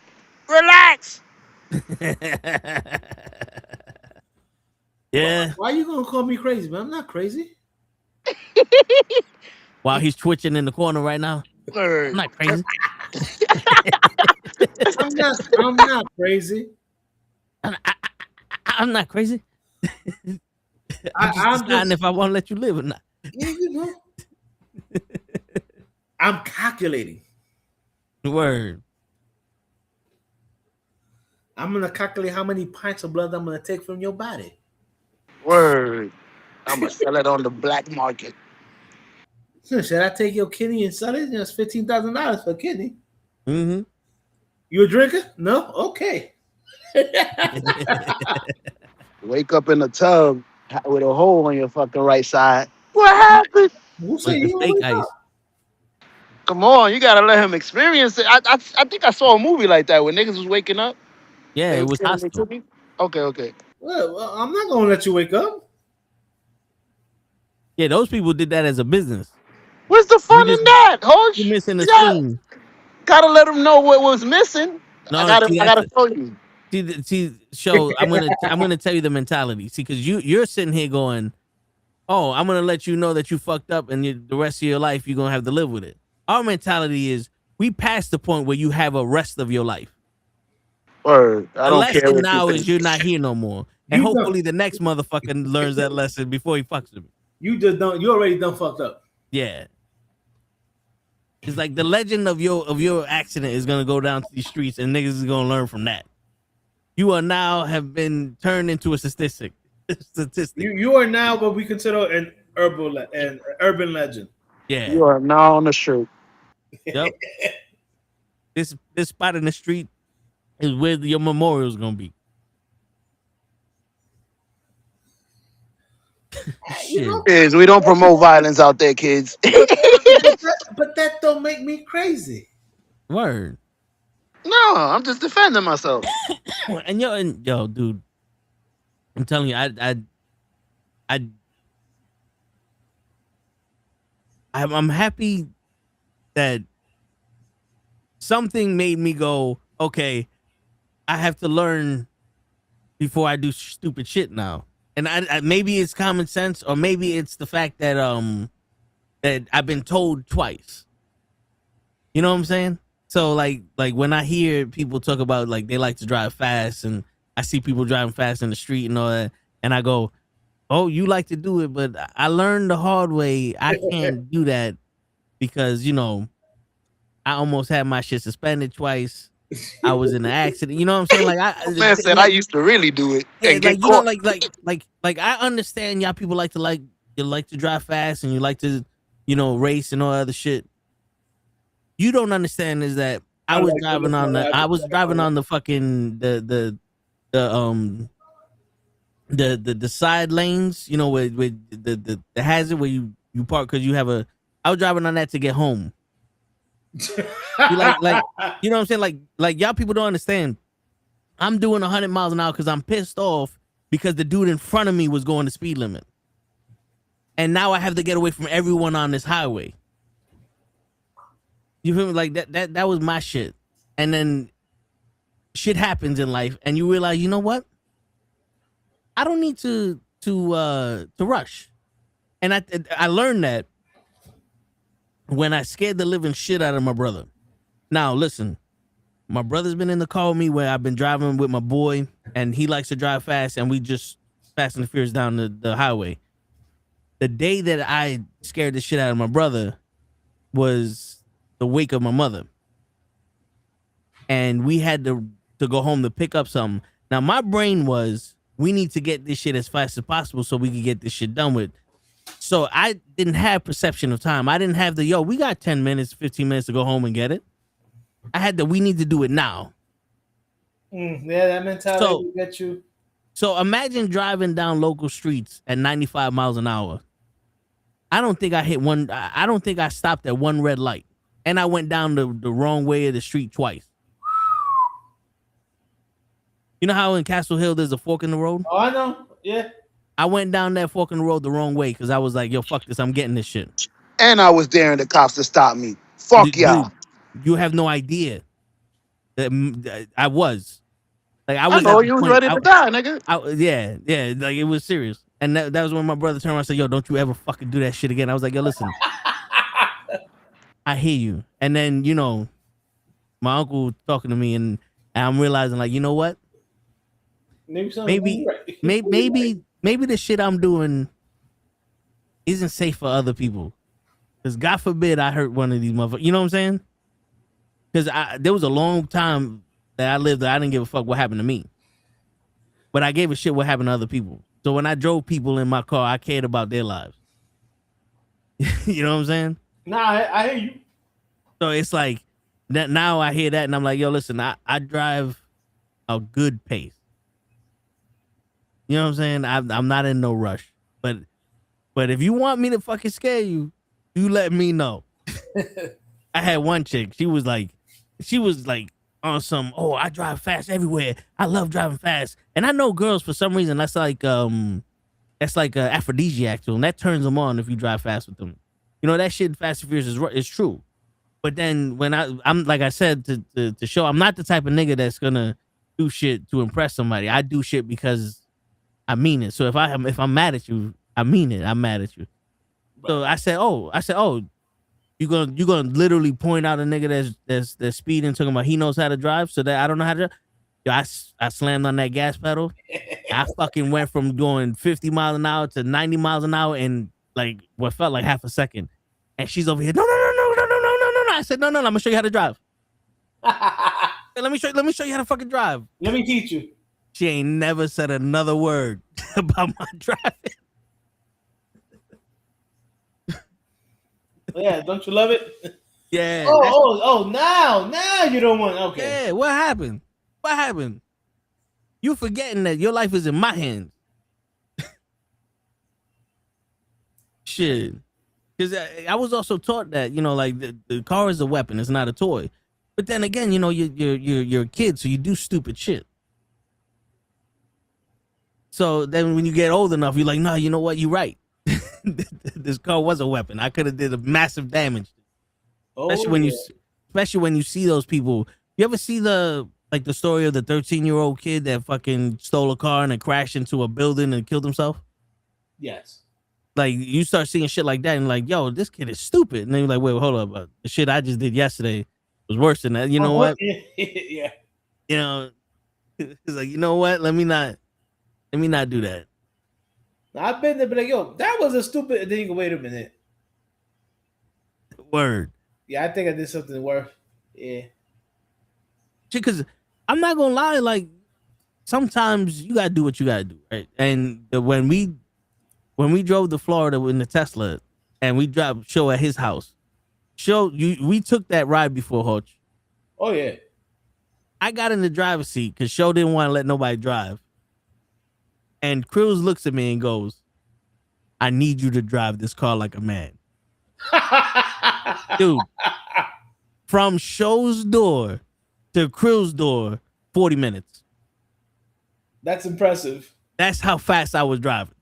40 minutes. And I got him home and he goes, thank you. It wasn't that Show was driving slow. You know why he said that? Because Krills is another fucking lead-foot motherfucker. Yeah. But like, Show was driving the speed limit. But you know, Show, if he gets a ticket, then it could jeopardize his job. That's his job. Yeah, I hear you. But after 25 hours of sitting in that fucking car, I don't give a fuck. I'm going home. my man, he didn't like. My man Krills didn't even like say. He just looked at you, be like, I need you. Yeah, I need you to drive this like a man. You know what's funny? I actually can picture him doing that shit. I was like, oh, don't worry. Don't give me no excuses. Just drive this like a man. Word. That's on some. See? That's how you drive. From now on, That's how you drive. And I shit you not, Hoach, I never try to do that again. Because when I did it and I got home and I realized how fast you got home, I said, that was the one time that I was able to do that. Because I guarantee you, if I try to do that shit again, whoop, whoop. Yep. Sometimes you gotta take those wins and just be victorious.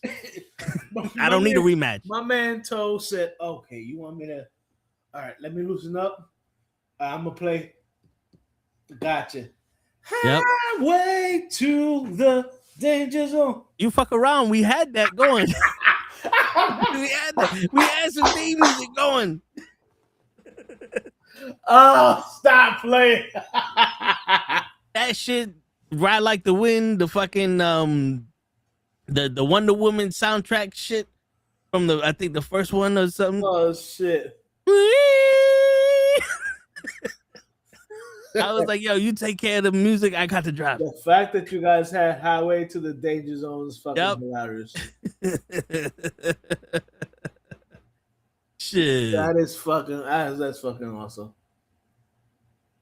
Telling you, man. That's, I guess, that's the story, because I keep telling you, we took the road trip to Florida. I didn't tell you one fucking thing we did in Florida. Everything I talk about is the shit we did in the car on the way there and on the way back. Yeah. That it's the destination. It's the journey, not the destination.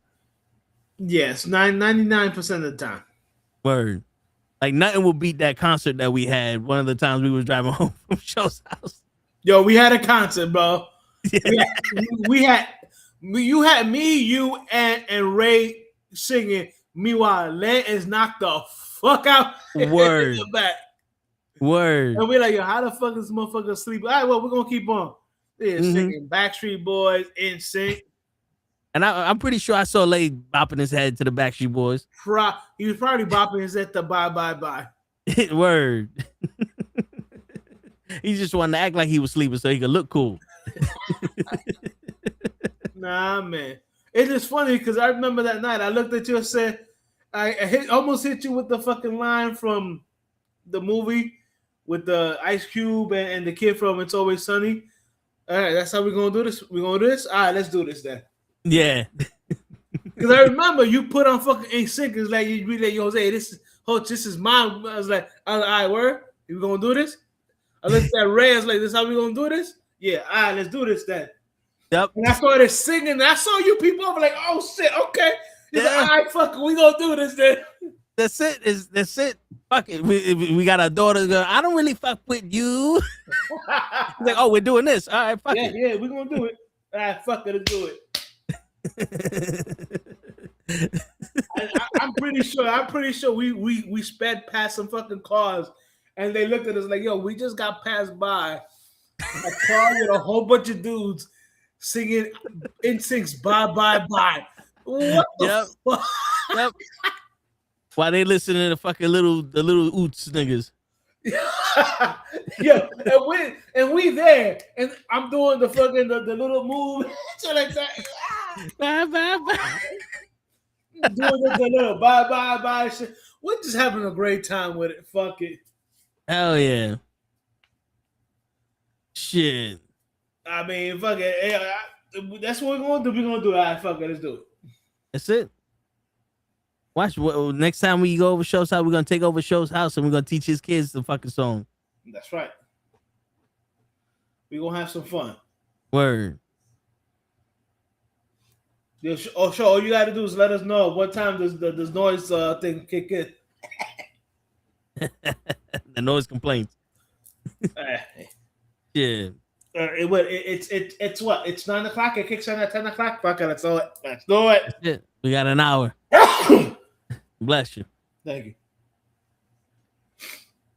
Fuck that shit. Yeah. That was I'm not gonna lie. That was a good time coming back in. Oh yeah. We went from fucking hardcore rap to Ink Sync. Word. I forgot what else. There was another song in there that like fucking threw me away, and I was like, "What? Alright, fuck it, we gonna do this." Shit. Oh man. It was like was it a 50 Cent song or No, it was a song by a female artist. In Vogue? I don't know. It was involved. Nah, it wasn't. What's it gonna be? 'Cause I can't pretend. I don't know if it was that. All I know is it was a female song, bro. I was just like, if I want to do it, fuck it, let's do it. Oh no, it was Usher and My Boo. Yeah. Yeah. Yes. Yes. Usher and Alicia Keys. Yes. Yeah. My oh.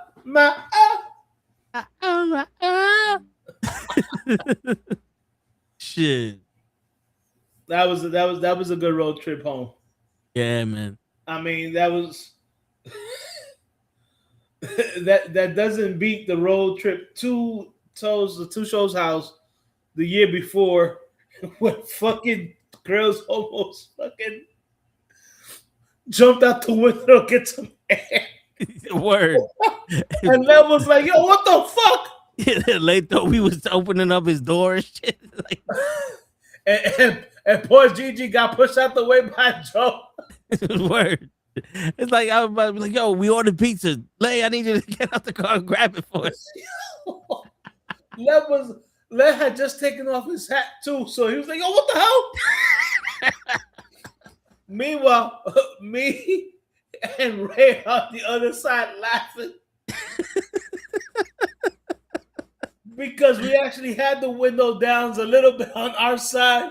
Well, I had my window down. I don't think Ray knew how you could put his window down. Yeah. But I had my window down a little bit. Yo, dude, I was trying to open up the window on his side, but because I was looking at a mirror image, I picked the wrong side. Yo, Cruz was like, yo, I'm dying. And I'm like, yo, Cruz, it's like 70 degrees. I said, you got a thick flannel on, bro. What did you expect? Word. Yo, it's funny. Lay's like, you decided to dress like a lesbian. What's wrong with you? Yeah, he did. He told him just like that, too. Like, shit. That had us laughing. No, that not for nothing, bro. That shit gave me a headache. That's how hard we was laughing. Yeah, man. Yeah, man. Like, I'm surprised that you didn't pull over so we can finish laughing because we was all laughing. Shit. All of us. And Show wanted to be home while we was on his way to his house. He missed all this. Yep. Show was like Danny Glover when the kids come home and he's like, yeah. What are we laughing about? Yeah. Word, Riggs. Word. I remember doing that and then getting to the place to buy the alcohol. Yeah. Hey, you know where we can get weed? Yeah, you're gonna go down this road, turn right at the old past the diner. Meanwhile, there's like 3 diners. Like, what the fuck? And then But the old movie theater, you can't miss it. On the right, you're gonna see an old movie theater. You're gonna turn right on that, and they literally could have said, "Yo, it's right next to the meat market." Yeah. And they made it seem like, oh, 2 blocks down, turn right. Nah, dude, this is like a fucking 3/4 of a mile. And I almost missed that old movie theater too. Well, it's funny because I was like, yo, I'm like, okay, there goes the diner. I'm like, wait a minute, there's another diner over there. Yeah. Like, And it's funny because I was the one that said, wait, no. That over there looks like a movie theater. Keep going, keep going. And I remember you creeping up to like and I'm like, yeah, that's a movie theater. That's a movie theater. Word. Shit, because I remember one time I was driving with my uncle and he made a turn and I was like, yo, there's a sign that said you can't make the turn. He goes, fuck it, I'm not from here. I'm like, what? I said, oh, okay. So whenever we doing some crazy shit, like, I'm not from here, so the cops gonna have to let me go. That's it. I don't habla. Word. That would be great to say. I don't habla. Word. Then we get that one cop go be at court $600 for those who don't habla. Nah, but yeah, dude, that was a good trip, man. Yeah. So why you being all quiet and shit? I mean, it was also that one time that it was at that time that Ray didn't get his cheeseburger. Yep. That was the same trip. Sure, why you so quiet? Word. Yeah, I don't know what I turned on, but I'm watching Vice fights and I'm seeing these 2 women bare knuckle fighting. Okay. And I just finished seeing this one girl twerking, the other one's dancing, and I'm like, the fuck? And then the bell rings and now they're just throwing hammers at each other. Like, oh shit, okay. Dude, that's like, have you ever seen the lingerie ball? No, I've only seen clips. The lingerie games? Yeah, I've only seen clips. Bro, these girls go from like dancing and twerking with each other to straight up like spearing each other. Ray Lewis and shit. Yo, for real. I was like, yo, these girls are literally go for it. Word. Even Joseph saying, "Show, why you so quiet? You know you muted, Show." He probably sleeping. He probably did. Mm-hmm. Or he's probably gonna wake up or he's probably gonna like, nah, I was getting something to eat. Mm-hmm. Then come on TV eating, stuffing in his face. You know, I was trying to mute the call, and ice over here. It's supposed to snow Monday, so I didn't get my phone ready. Why did you get him the Bill Cosby voice? You know, the show got to come up with some shit. My man gave him the Bill Cosby voice. You put the pudding in the pillow in the jello. That's pretty good. Shit. That's pretty good. Oh man. Or the show, I don't even think he knows he has on mute. He has himself on mute. I don't think he knows either. I'm waiting for that one. Yeah, yep. I was talking and you guys weren't talking back to me. Yeah. He's gonna leave and come back like, yo, for some reason this shit didn't want to work. But then he's gonna say he's the audio specialist. Yep. Oh man. So since you're not gonna watch the UFC tomorrow, what are you planning on doing? I have no idea. Because I saw that shit with Sean Strickland saying that shit. I said, you know what, man, I'm not even gonna support this fucking thing. Like, even if he gets his ass whooped, I'll see the clips of him getting his ass whooped. Like I already saw him get his ass whooped by the African dude. I'm good. Maybe he got hit so hard by the African dude that made him racist. Probably. I mean, you know who Sneeko is, right? Mm-hmm. The fucking streamer that I don't like him either. But I mean, there's so much shit that he's doing. Like there's so much controversy he's in. I ain't even trying to add on to it. Yeah, I know who you're talking about. Yeah, him and Sneeko were fighting, and I'm watching him beat the shit out of Sneeko, and I'm like, yo, bro, either knock his ass out or stop this shit, because now you're just picking on the fucking dude, and I don't like people picking on dudes either. You know what I'm saying? Right. Teach the motherfucker a lesson by knocking his ass out or stop. Not Joseph goes, nah, Strickland been racist. It's true, but now it's like it's getting to the point where it's like, yo, I can't even. Before you could put up with it because, you know, whatever he's saying in mildly. Now it's like, oh, fucking he finally put Captain Kirk's dick back in his mouth. I don't like that. I don't like when people regurgitate what other people say and then you want to be somebody important. I'm sorry. You don't have an original thought in your head. I can't listen to you. I'm not gonna watch you. I don't want to support you. I don't give a fuck. Yeah, that's like dude, what's that other kid that was talking mad shit to Usman and Usman broke his jaw? Oh, Obi Covington. Yeah, his show was talking about. Yeah, that's another one.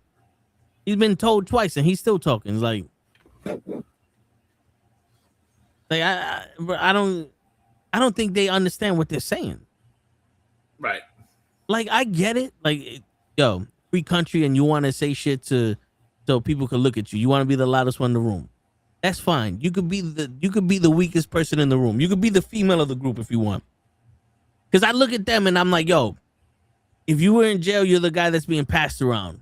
Beautiful. That's good for you. That's what you want. But also, oh yeah, you definitely the motherfucker holding somebody's pocket. Yeah, but then also, I'm not the type of person that likes to watch those type of people do shit. So why would I watch you fight? You know what I'm saying? Like, if I wanted to see two women fight, I could watch what the fuck I got on here, the bare knuckle fighting. Two actual women fighting. Why I need to see a man thinking a woman fight? There you go. Shit. Yo, did you see the Shia LaBeouf shit? No. So apparently Shia LaBeouf was drunk. I think it was in New Orleans. And he picked a fight with two guys and someone else beat the shit out of him.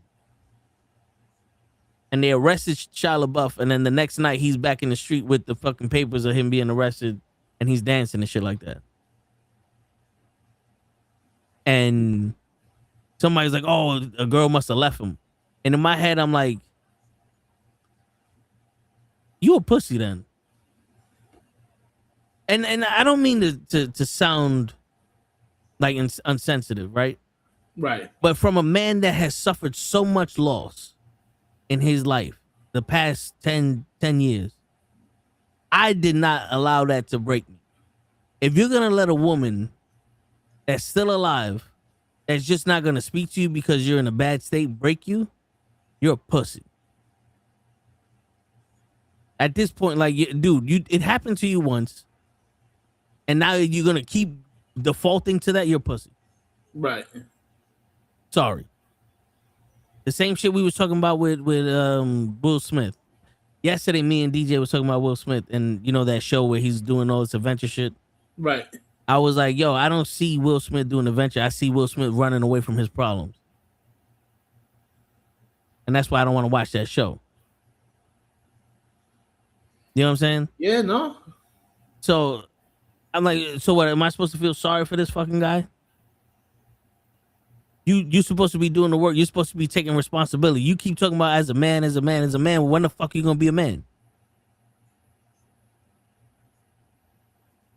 At what point does a man that's on the outside looking in go, listen, child, you are not a man. And now I'm going to have to start treating you like you should be a fucking man. Right. You've been babied your whole fucking life. You're going to keep doing the same shit over and over again. You've been babied. Facts. I don't have the fucking capacity anymore, especially for a fucking stranger. You're like, oh, but you got to realize, fuck that. I don't gotta realize anything. Yeah, like, you made millions of dollars doing movies and all this other shit. You live in the dream that most people want, and and it's not good enough for you. Well, you a baby. You had enough money to find something that you love, so fuck off. I don't have the luxury of choosing what I can do with my life. Yeah, people. Joseph goes Optimus Prime, and the Autobots really fucked him up.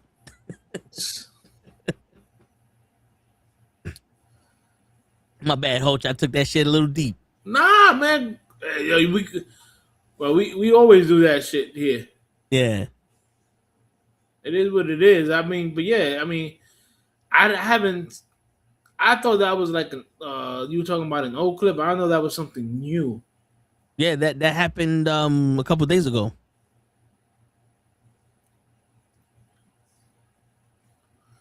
Wow, and it's funny because I actually, I was like, all right, shit, something happened to you. You freaked out for a little bit, but you're back, whatever. And then now this, wow. Yeah.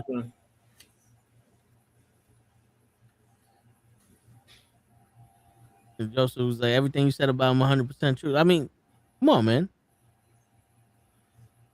Like, I get people go through a lot of shit, and money doesn't make you happy. But I'll tell you one thing, there's a lot of people struggling that need some money to make their lives at least bearable. Yeah. You know? I find it funny because I know, like I tell people, I know a lot of people in my homeland in DR that don't have a lot of money but are happy as fuck. Yeah. But I also laugh for the motherfuckers that say, "Oh, that money don't make you, don't bring happiness." And I'm like, I'm sorry. The fact that I can fucking not worry about how my bills are gonna get paid, Yeah. that's gonna make me happy. Yeah. The fact that I can go out there and treat somebody to something special, Right. and not have to worry about not eating for the next 2 weeks, it kind of makes me happy. You know what I'm saying? Absolutely. Shit. Like, people that they misconstrue the actual meaning of happiness. Like, yes, there are a lot of people out there that don't have a lot and they're happy. But I guarantee you, if those people, when they do get something that they can use to help them out, they become extremely happy. They're holding it together. Like, you ever see this woman is like, oh, this strong woman don't have a lot, but she gives to everybody. And then when somebody finally gives them something, she breaks down and starts crying because she's been holding that shit together, putting on the mask of happiness. It is fucking hard to live a life where you have just enough to be broke. Yeah. And like I tell people, say, yo, I love when people cry about, oh, well, money don't buy you happiness. I said, no, I'm not trying to use money to buy me happiness. I'm trying to use money to pay my bills. I said, my bills get paid. Guess who's gonna be happy? This motherfucker right here. Word. Cause yo, money don't buy happiness, but money helps you experience shit. Because imagine all those times that people are like, oh, why don't you do something with your life? You don't go nowhere because I don't have money to go nowhere. Right. If I had money to go somewhere, I'll go somewhere. And then the one time I had money to go somewhere, I was like, yo, this is actually pretty dope. You know what I'm saying? Like, oh, I found some, like, I got my moment of peace. I don't have to worry about nothing. But my definition of happiness is at the moment. Like, I couldn't get that for free. Yeah, I told somebody, I was like, I've always wanted. I've been wanting to get a tattoo. Yeah. And they was like, well, why haven't you? I said, please, every time I have the money for it, something else comes up that's more important than the tattoo. Yeah. You have a specific one you want to get? It was like, I know I know you guys have heard me say that my mom wasn't the easiest person to get along with, but yeah, I know for a fact that I also didn't make that also easy. Yeah. You know what I'm saying? So I always wanted to get a cross, but like a ribbon around, but in Spanish, basically saying, "Mother, forgive me for my sins." Yeah. Because I tell people straight out, I say, I know the man above is gonna forgive me for my sins. I said the only other person I gotta ask forgiveness from is from my mom. Everybody else can eat a dick. I mean, because regardless of what, she sacrificed a lot for you that no one else would. You know what I'm saying? Right. There's been there was Shit. there was good and there was good and there was bad. Yeah, like you see my tattoo, right? Yeah. The only reason, well, not the only reason. I got 2 other tattoos I want to get, but the same shit. It's the money issue. Right. And the only reason why I got this one was because they had a finance plan where I took a loan out for the whatever the thing was, and then I was paying $50 a week to pay off the tattoo. So this tattoo came out to $750, but it was $50 a week for like 8 months or whatever the fucking thing was. You know what I'm saying? Yeah. I was like, oh shit, I could do that and get the tattoo. Absolutely. But to drop $750 at the time, One time, yeah. and I don't have that fuck you money. You know, and I don't know people that do tattoos like that. Cause my boy in Virginia, he knows somebody that do tattoos, and he's almost got his entire body covered in anime and shit. Yeah. I'm saying, but yeah, but like I tell people, say, yo, if I can do something like that, then yeah. But it's like, yo, oh, I want to get this tattoo. Well, you know, so and so just passed away. Fuck. Okay.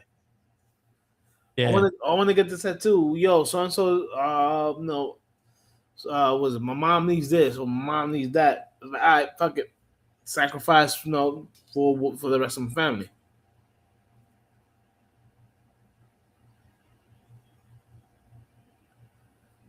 This meeting, sure that tattoo. I think he's trying to say just make sure that the tattoo means something. Oh yeah.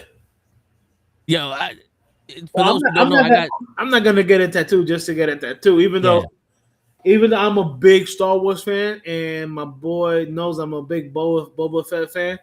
He goes, dude, you should get a Boba Fett tattoo on your calves. Mind you, you see my calves, you know I got big calves, and he's like, yo, on your fucking calves, that shit would look fucking cool. And I'm like, yeah, but also that would be money. Yeah.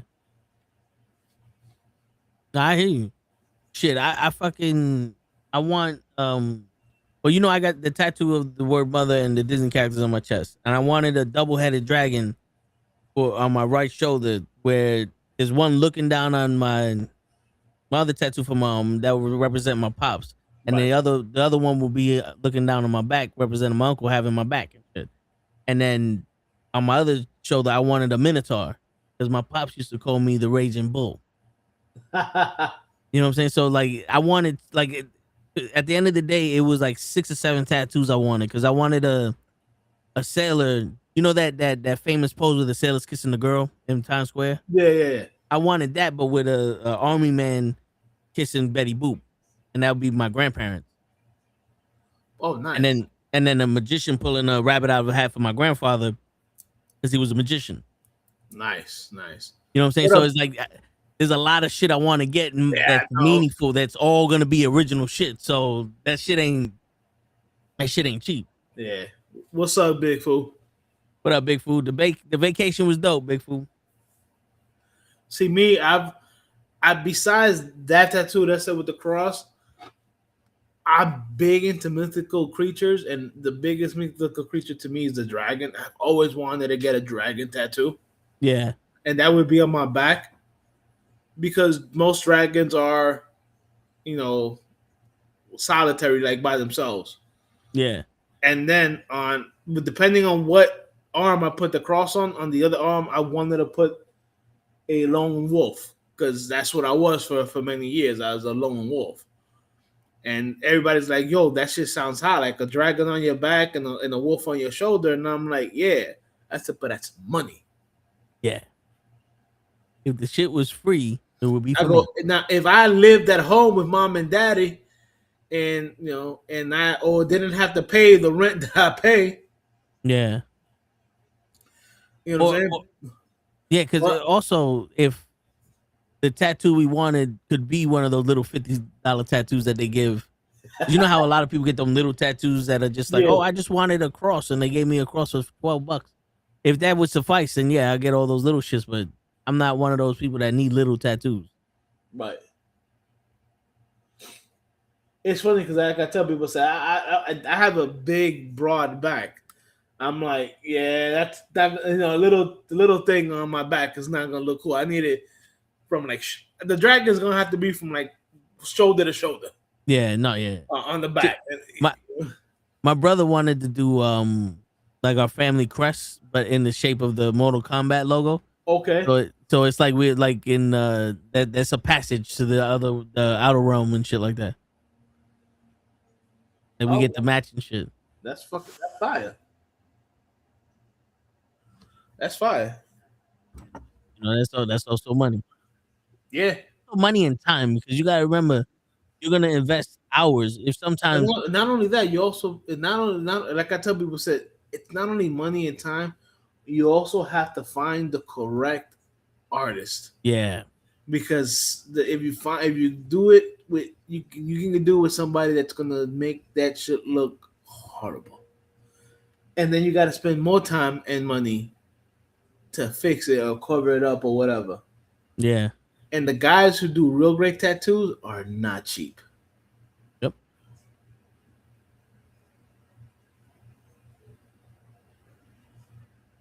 You know what I'm saying? So it is what it is, man. I mean, maybe I do save enough money that on my 50, if I get something.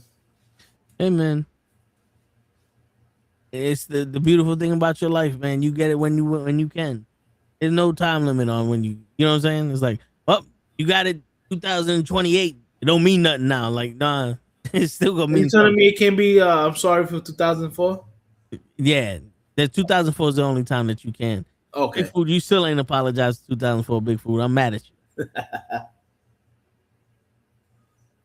Sorry for 2004. Word.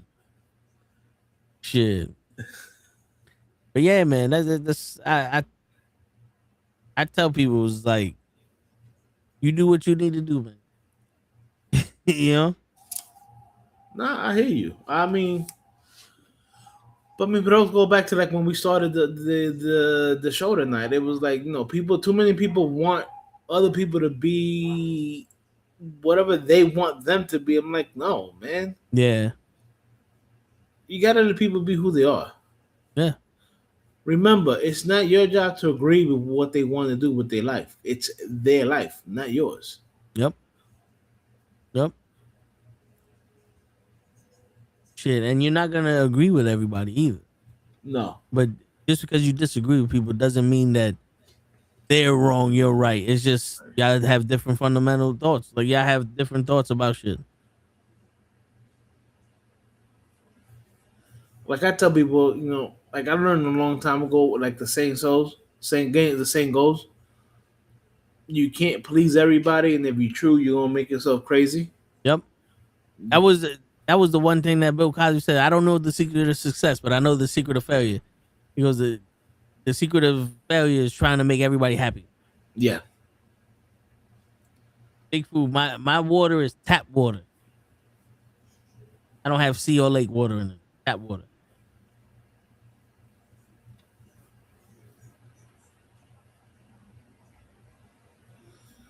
But yeah, man. I know he said he wants you to do a show of how to clean the fish tanks. I mean, it looks pretty clean to me. Yeah, it's like you do water changes when the shit goes up, but I'm over filtrating this motherfucker, so the bio load is different. And plus with the evaporation, when it evaporates, I just fill up the water again. So I'm already doing like a 10% change. You know what I'm saying? All right. Yeah, it's weird because like when you get into it, you start over changing the water, over cleaning this, over cleaning that, and then you start watching like veterans and they go, "You want this shit to be established? Stop touching your tank." So I stopped touching it as much as I used to. Like, so now I'm like, yo, the water's still clean. The fish are doing what they're supposed to do. I don't see none of them struggling.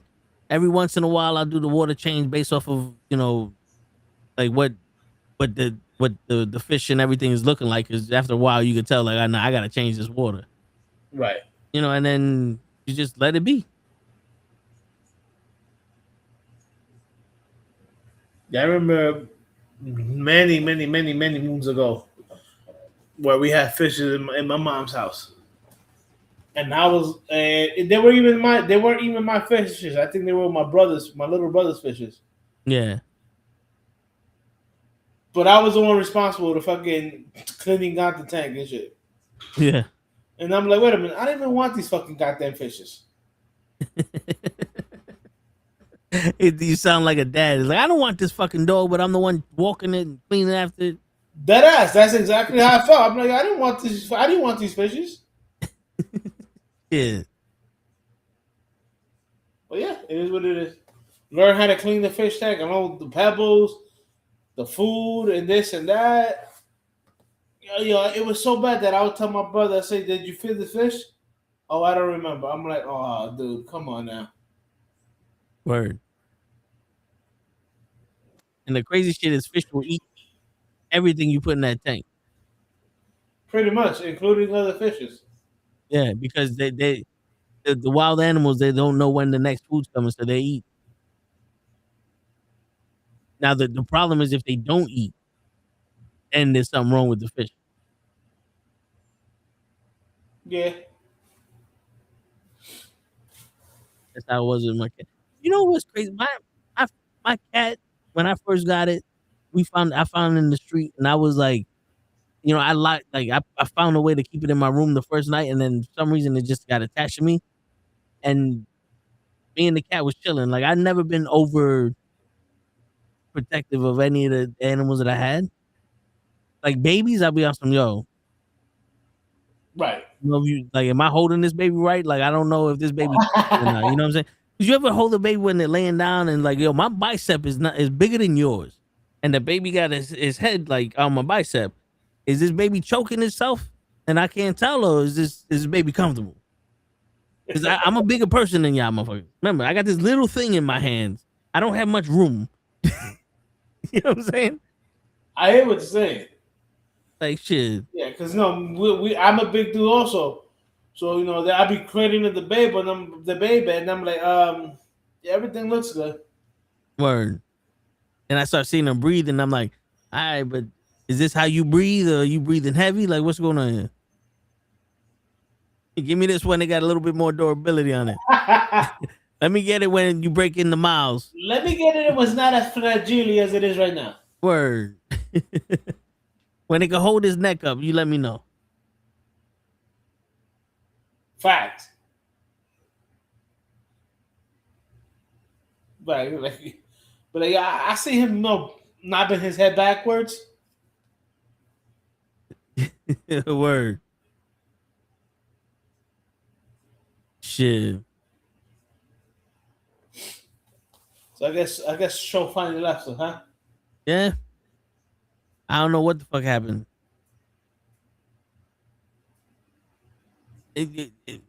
I stopped asking questions. That was the only person I know that have those difficulties. We had people on their phone for the entire duration of the fucking show, and then no problem.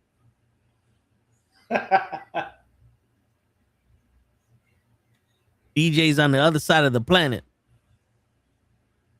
He got no problem. Show Shit. up the block. Got problems. Word.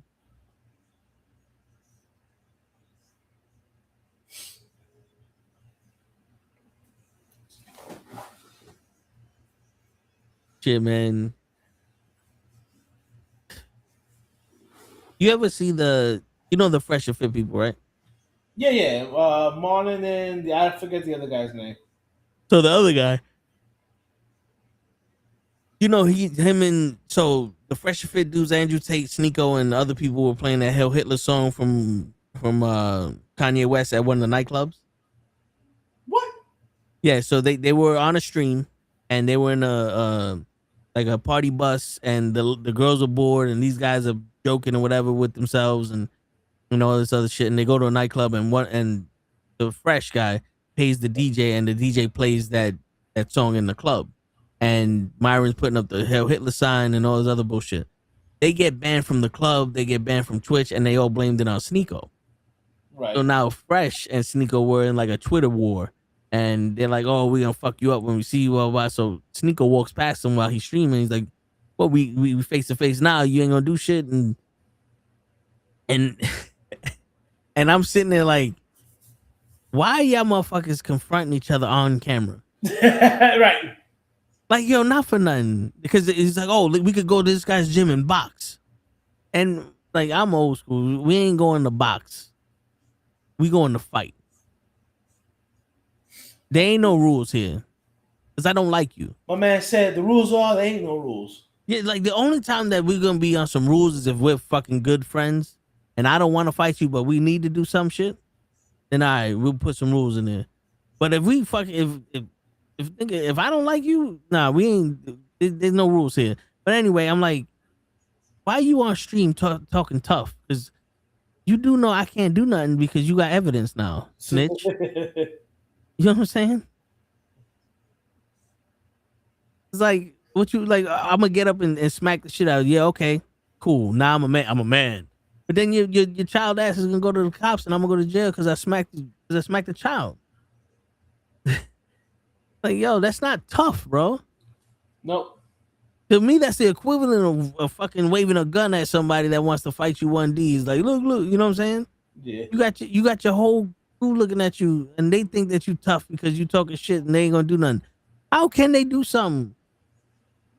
It's like the cops wearing the body cams. They can't do nothing. Them shits is recording on you. Right. Yo, show, why you look mad?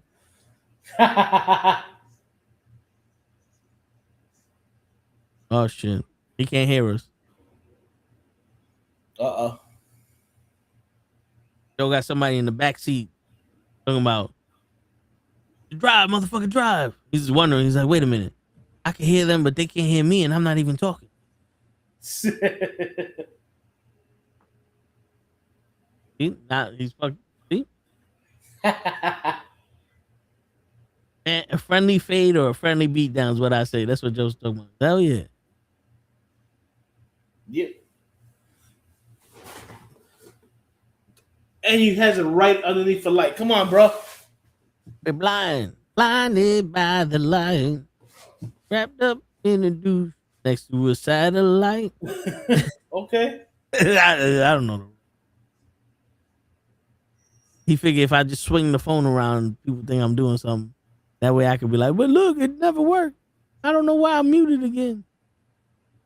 He's just like, I'm going to look down, look up, look down, look up, look down, look up, look left way, look right way, look this way, look that way, move this shit, Up, look down. left, right, left, right. Yeah. Instead of just unmuting himself saying, nigga, I'm trying to get home. Leave me alone. Leave me alone.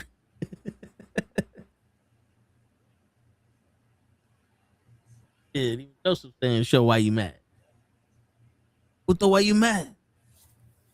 Look at me now. I'm your captain.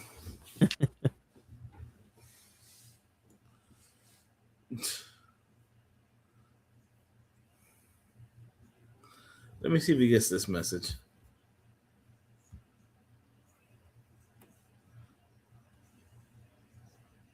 Is he texting someone? He's probably texting somebody and don't realize that we're watching.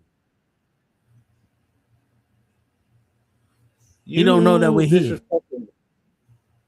Yo, imagine that. He doesn't know that he's on the show. Asshole. That'd be hilarious. I was trying to get in, but they wouldn't let me in. Nigga, you was there the whole time. There was only one time that actually happened where we saw him, but then on stream he wasn't there.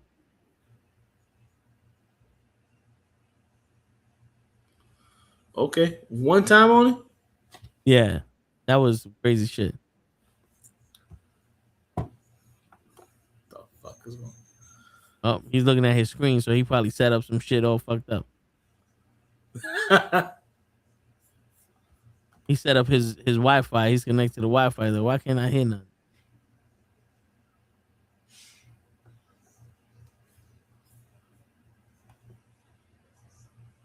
Oh shit! You're about to return his call now. He's like, "You make my hunt."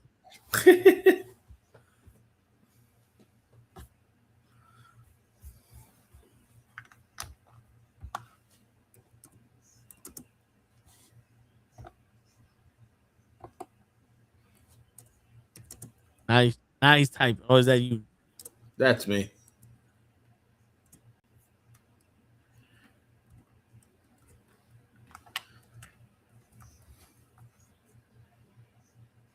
That is me. Hey, type. Look at me, I am the captain now. That's right. Look at me. I the captain now. I'll make you my bitch.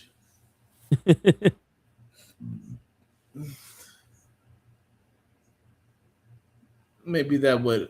Yeah, hey, I'm talking to you. Yeah, man. I'll be right back, Sean. All right. Yeah, I'm watching this bare knuckle fight, and this dude, this is the main event. This dude's swinging like he got 12-ounce gloves on, just fucking throwing haymakers. He missed every single one of them punches, but he's swinging.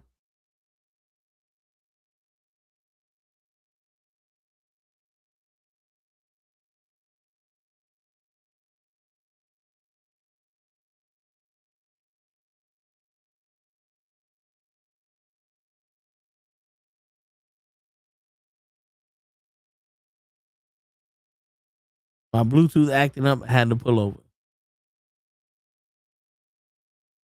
He could have just turned off his Bluetooth from his phone.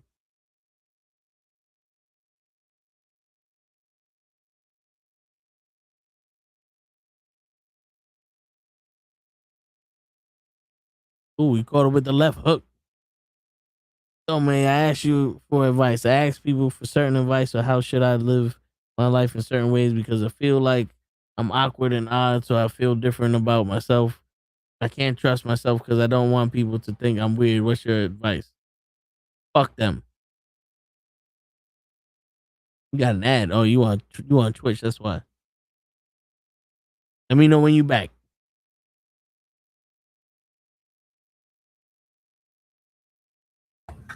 I'm back like Peach. So this is Big Food's question, Hutch. Okay. He said he got an ad, so we're gonna wait till he come back. But he goes, may I ask you for advice? I ask people for certain advice on how should I live my life in certain ways because I feel like I'm awkward and odd. I'm awkward and odd, so I feel different about myself. I can't trust myself because I don't want people to think I'm weird. What's your advice? Fuck people. There you go. He goes, I know you say F them, but how can I get out of my own head? You keep saying fuck them until your brain recognizes what fuck them means. Yo, show, bro. Yo, What are you doing? Yeah, now I hear myself. bro, I don't know what the fuck is going on with my car, and I just fucked up my auto steer.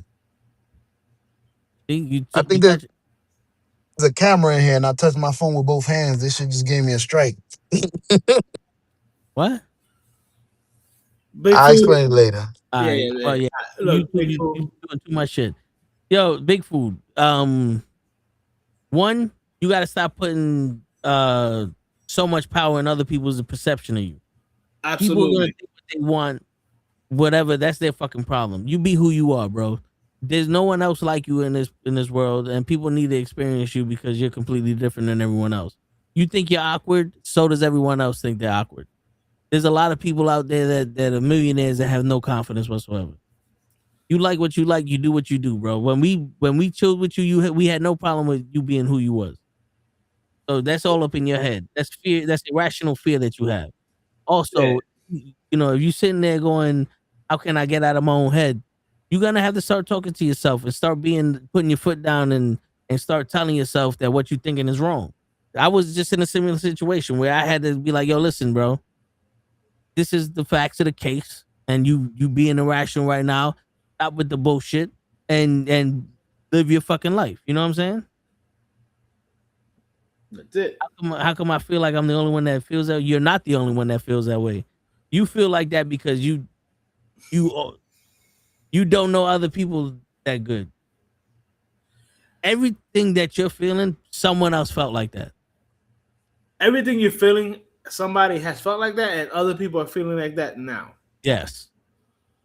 The thing is that in this world, we're taught that if you speak of how you feel, you get looked down upon. So people would rather keep their insecurities to themselves, but we all have insecurities. Yeah. Even the girl that's a 10 or whatever, or the guy that has, everybody has insecurities. Yeah. All right. The biggest thing is, and this is what one thing that I learned. Your head, or correction, your brain, your mind, you know what I'm saying? It can have power over you. Yep. If you are always thinking about you being sick, you're going to be sick. Because that's what the mind does. It has your mind controls your body. So if you're constantly thinking about what other people are thinking of you, whatever, you're always going to put yourself in situations where you feel insecure.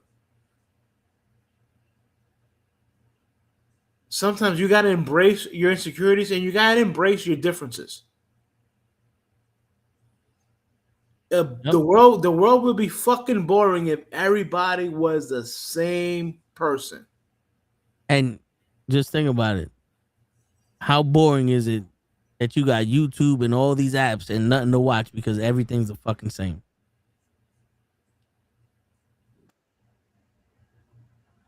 Bro, sometimes the best you can do, and this is truthful, is you got to get out of your own head. Yeah. You know what I'm saying? Find things that make you happy, big fool.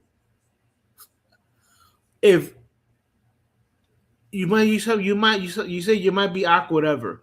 But let's say you have a great interest in fucking in walking and taking pictures. And I'm not talking about pictures of girls. I'm actually like actual pictures, like going into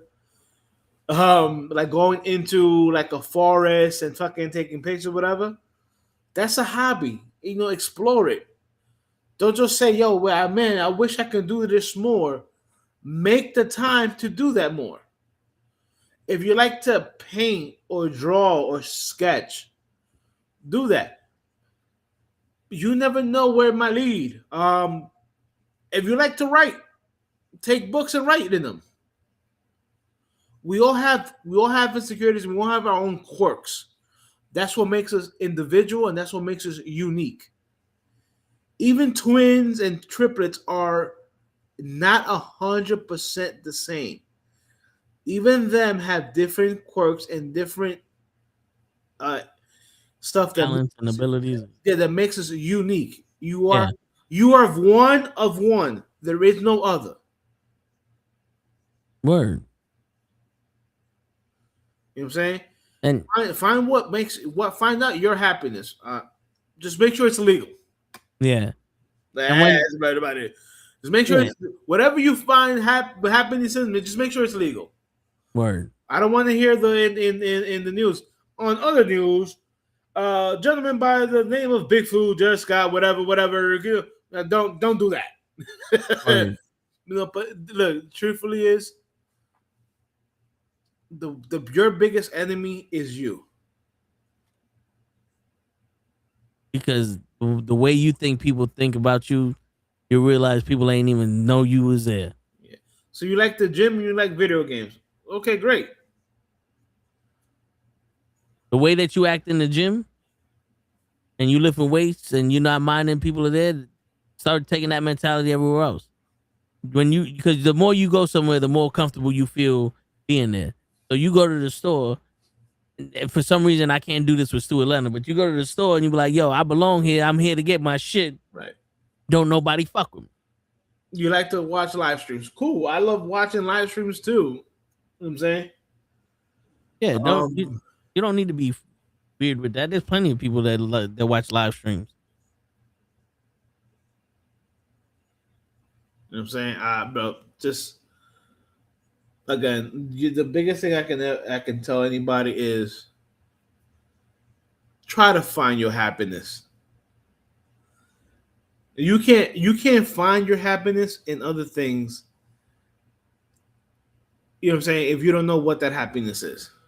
Word. Shit, I learned. Listen, show loves to always be late for even when he's on vacation. Yep. I was early when I was in Mexico. Word. It's funny when he's on vacation, he's here early. When he's home, he Right, doesn't show he's up. late. When he's at work, he's late. Yeah, that shows uniqueness. Word. But yo, You know what I'm dude, and the funny thing is, you can find multiple things that make you happy, and they can contradict each other. Because I'm happy when I'm with people, and I'm also happy when I'm by myself. Yeah, like me. He was late to his wedding. He probably was. Oh no, he was. So was his wife. They told me, yo, be here at 11. I was there at 10:45, and I'm the only one there. And I'm like, what happened? The entire family was late to Show's wedding. I was like, yep, I'm in the right spot.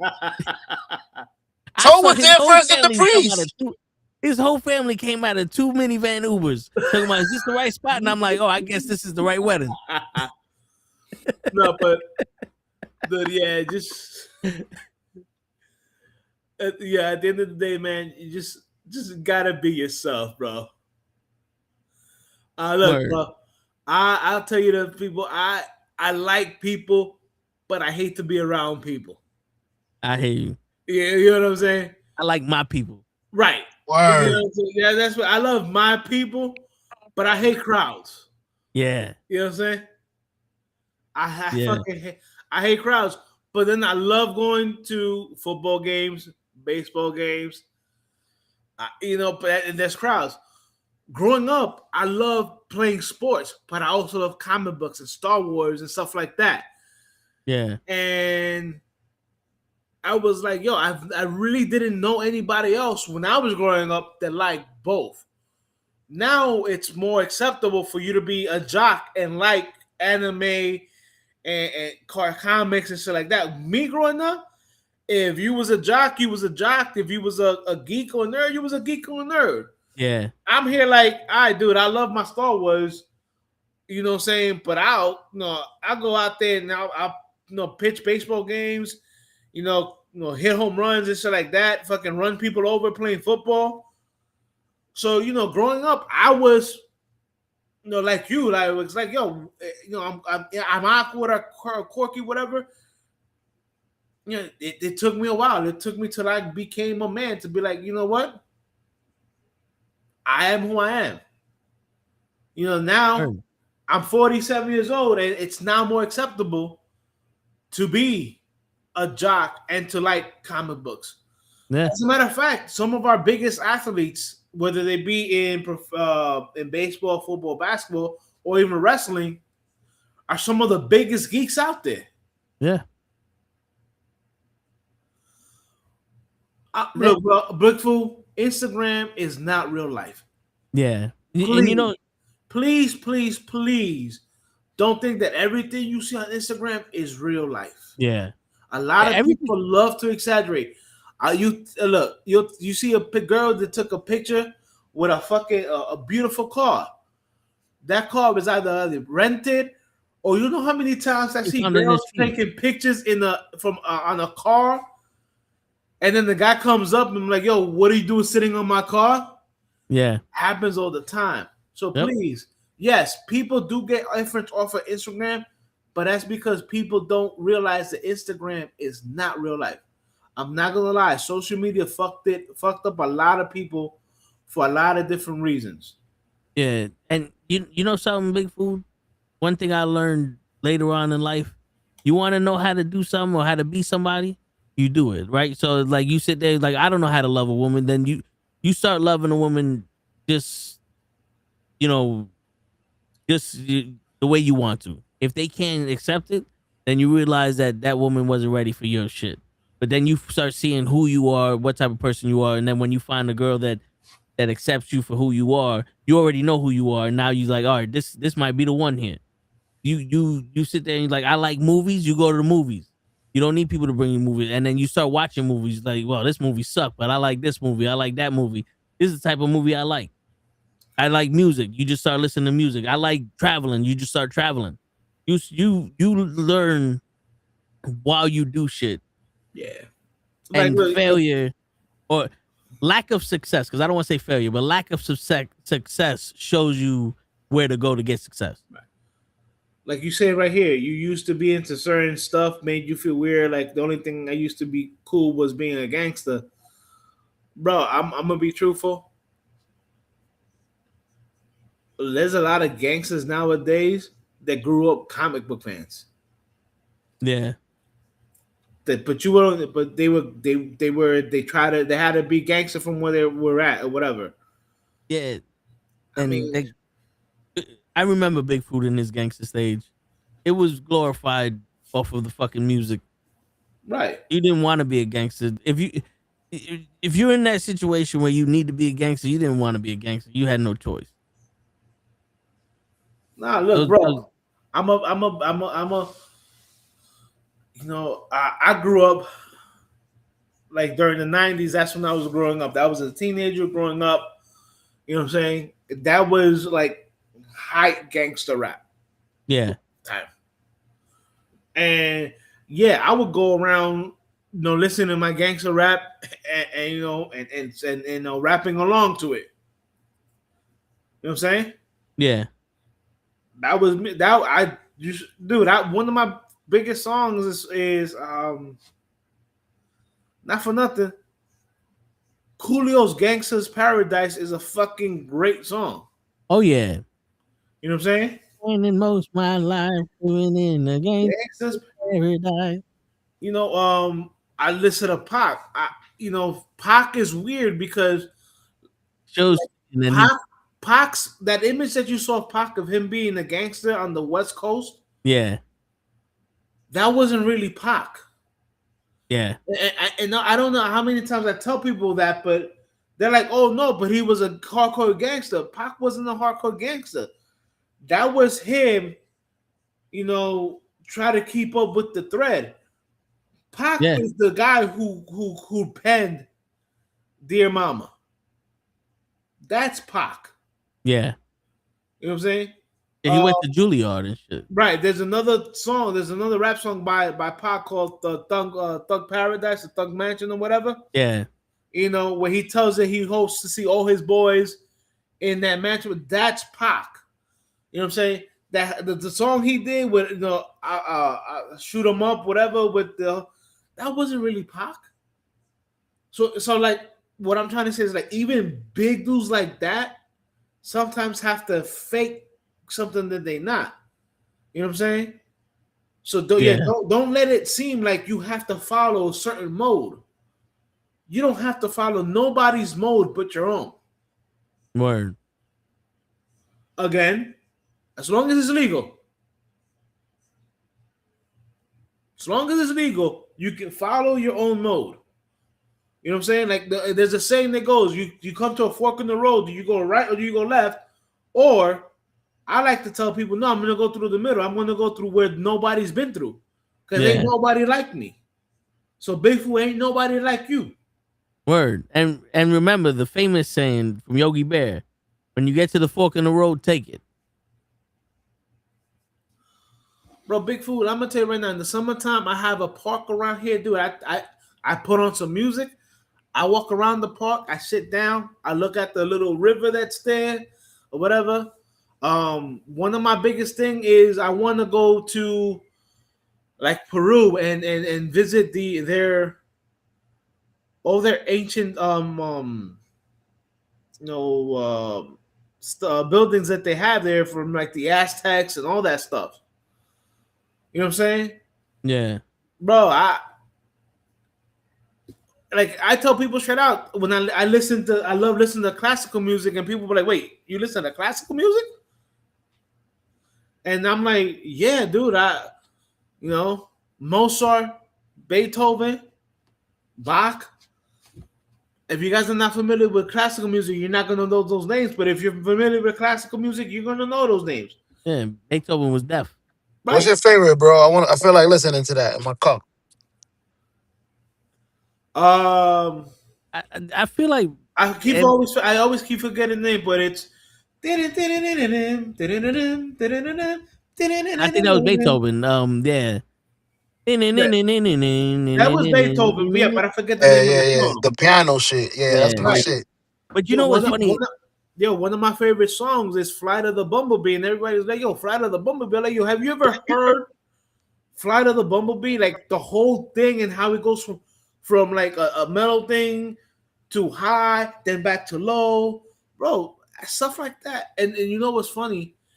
When I was in Catholic school, my 8th grade teacher was playing classical music, and it really didn't pull to me. But then I went to my community college, BMCC, and I took it was a music class. And for one of those things, I had to sit through almost like an opera or whatever. And it was a classical music opera. And I was like, yo, this shit is fire. And then again, because I'm a Star Wars fan, you listen to John Williams and the music he did with the orchestra, and you're like, oh shit, this is fire. Yeah. So bro, widen your horizons. Again, you're you're unique. Find something that works for you. What works for you is not going to work for the next person, and that's okay. The quest in life is to have a happy, fulfilling life for you. It's your life.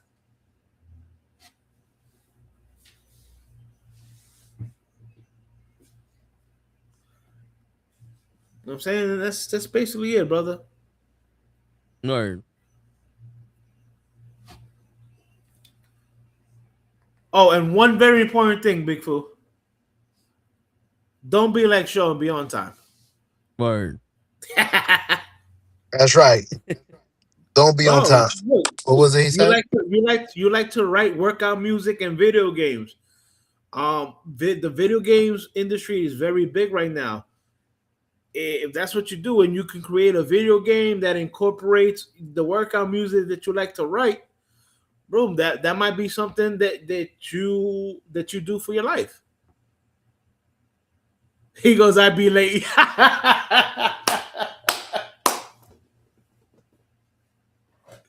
that was funny. I'd be late.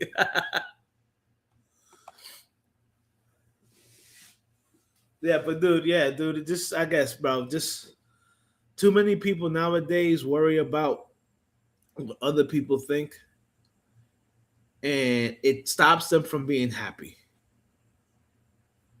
You know what I'm saying? And look, I'm not saying I'm perfect. There are days where I'm not happy. You know what I'm saying? And that's just the truth. And but it's called being human. You know what I'm saying? You need those days where you're just there and existing, so that way when you are happy, it's that much better, because you can't have joy without pain. You can't have sunshine without rain. You know what I'm saying? Like, everything goes together. You Stop quoting songs. Yeah, listen, you have to see the sunshine when it's gone. You know what I'm saying? If you like pina coladas, you know what I'm saying? Look, but put it like this, Big Fool. When we started this show, I was basically still venting a little bit because I had a rough work week, and I was ready to knock people's shoulders off, people's heads off their shoulders or whatever. Mm-hmm. And and just being online here with Toe and you guys, I won't say Show because Show was late also again. Mm-hmm. You know what I'm saying?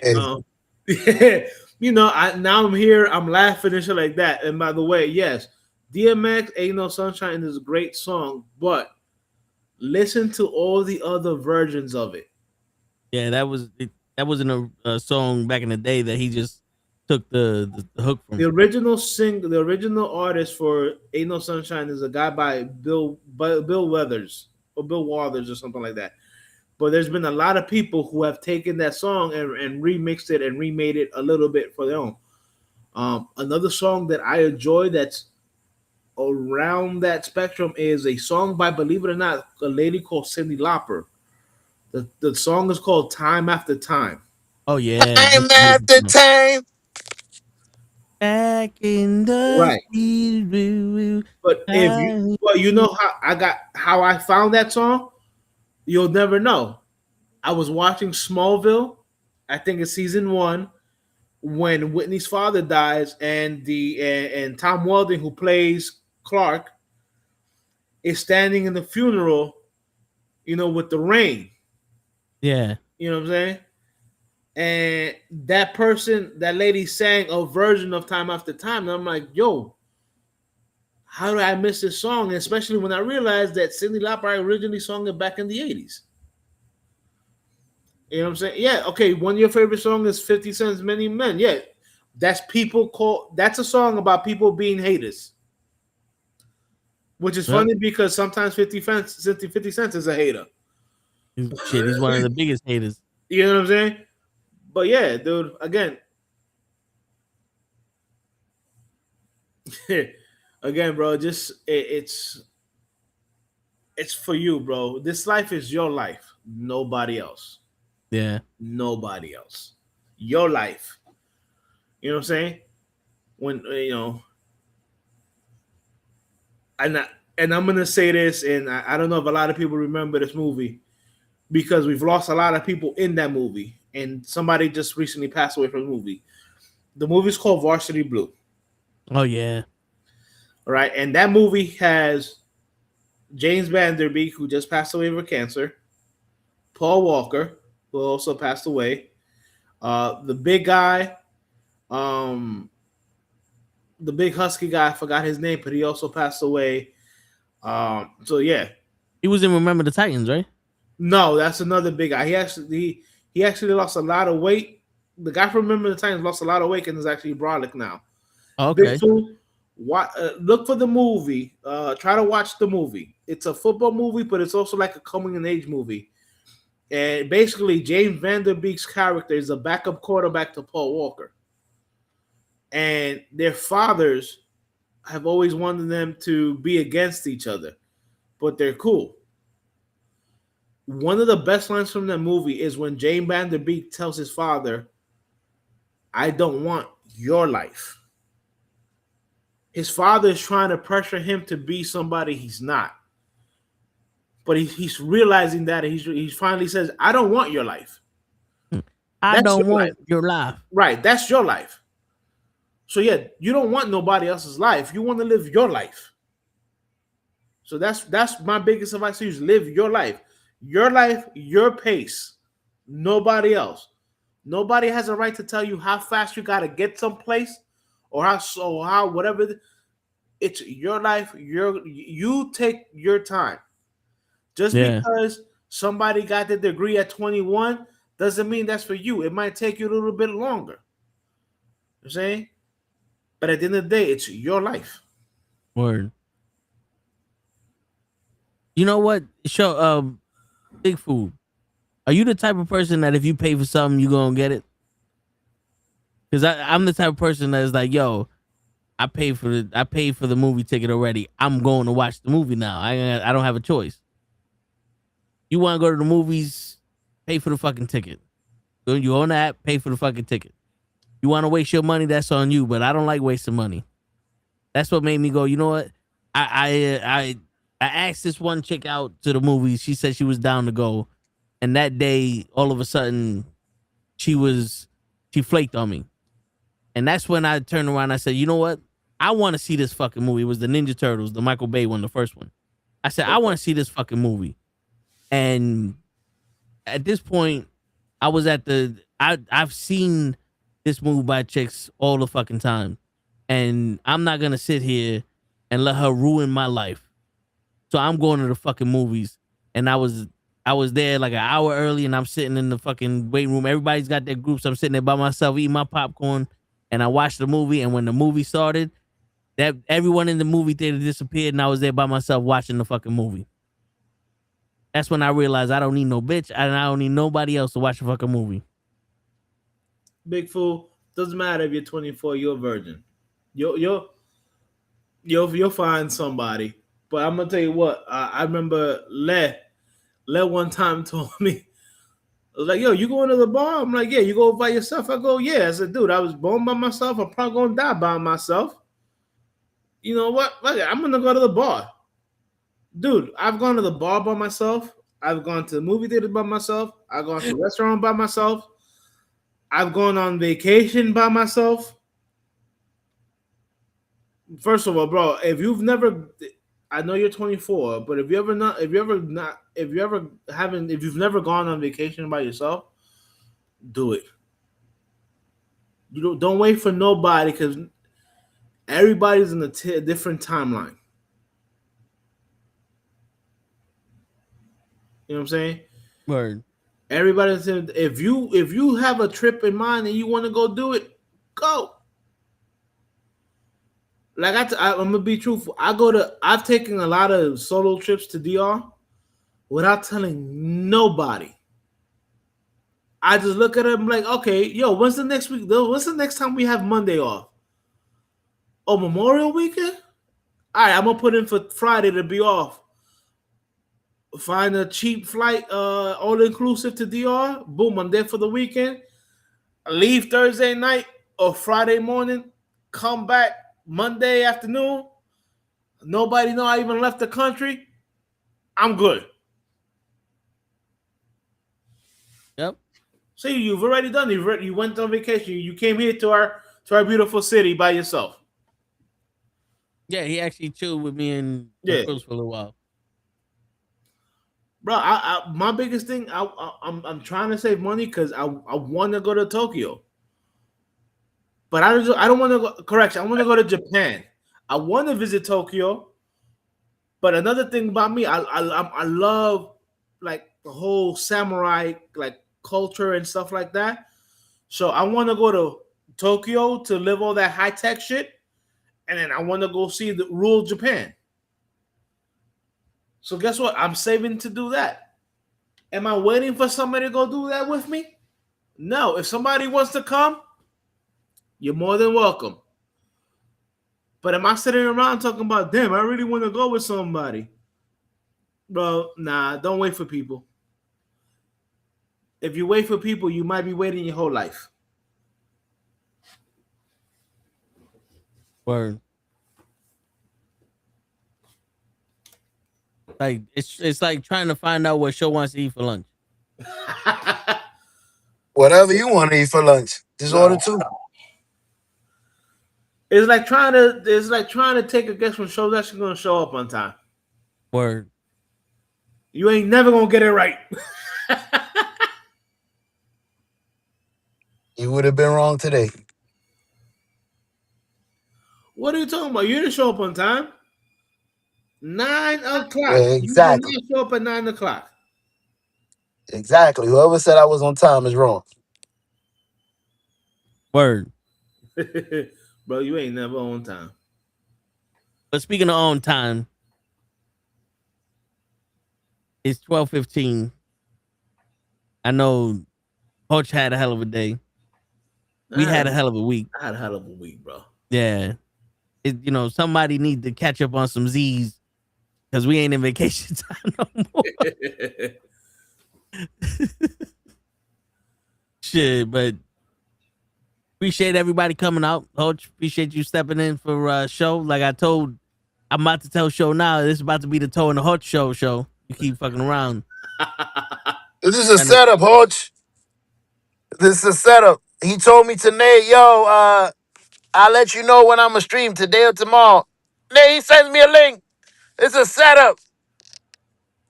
I'll let you know. Today, he goes the link. He said he let you know by sending you a link. Yeah. Yo, no problem, Big Food, man. Listen, man. Again,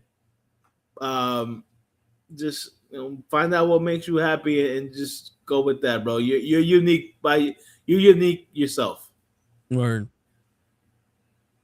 And don't let nobody fucking tell you otherwise. And if they don't like it, tell them Coach says fuck them. Word. And if they do like it, tell them Toe said fuck them.